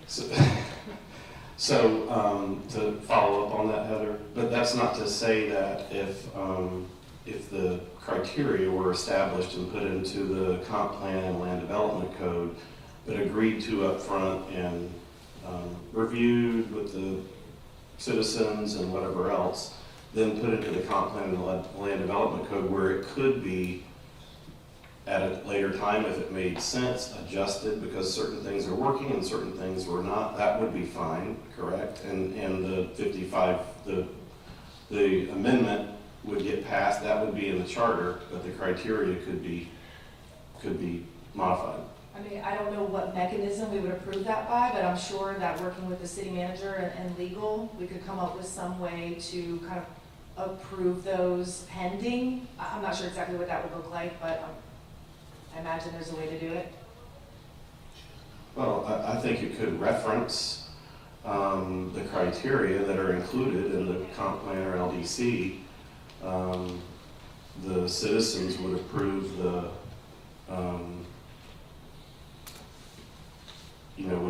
height modification, but it would reference those instruments that were in, or the criteria that were in those two instruments. Again, I'd have to sit down with legal to see how that would look. I'm not sure. And I think to answer Mr. Mesa's question, I think if you saw it the way it is today, you probably would vote against it because you're gonna see the 55 foot without any criteria. Just, maybe not, but. Ms. Garding? Just a quick follow-up to Mr. Horn's comments. I apologize, I wasn't able to attend the joint CRA City Council meeting, but I did listen to the meeting, and it seems to me that two of the things that were discussed that there was interest in increased height was a parking structure, like Mr. Horn said, and then the P3 development in the Latham Plaza parking lot. There is no reason that we couldn't put something on the ballot that says in a charter amendment that these properties could be developed to 55 feet so that the city could build a parking structure on this property and the city could do the P3 venture on the Latham Plaza property. That's an alternative to what we're talking about that could be done more immediately, as opposed to going through this process of, because it sounds like the parking, that would cover the parking issue, but then it would also cover the desire to attract what we want to the downtown area in that P3 development. Now, that's one way to do it without having to go through the longer process that Ms. Ireland talked about with developing the incentive criteria. And it gives the citizens the ability to vote on that, but not open up, as Mr. Marsh said, the entire CBD for 55 feet of development. I'm glad I can see Ken right down the aisle, because he's like, I said that 2 months ago. Mr. Nichols, revisit? Yeah, I'm gonna make a motion to table this issue to allow Ms. Ireland to do some research on how we can finalize some incentives, incentive criteria to, so we'll have more information. My understanding at the workshops that we had that we had all come to a pretty good agreement on what. Mr. Nichols, I'm sorry, point of order. If you're making a motion, you need to state the motion, but I am going to actually suggest that you not table the motion unless you want it to effectively die. If you would postpone definitely to a date certain, that would be a more effective way to have us revisit this at a future date. I'll make a motion to postpone indefinitely till, definitely. It's late. It's late. We haven't had one of these in a while. Yes.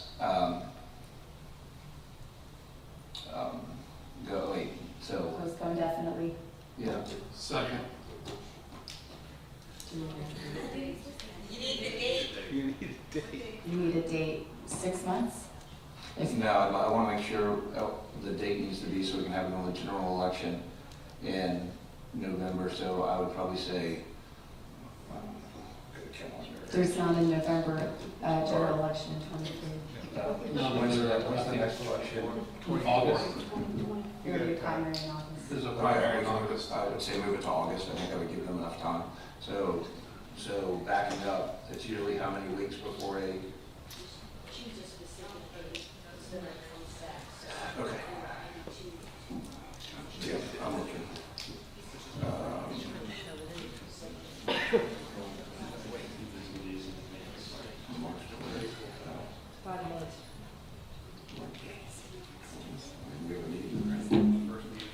March 20th? Oh, I'm fine with, I'm not fine with April 3rd. March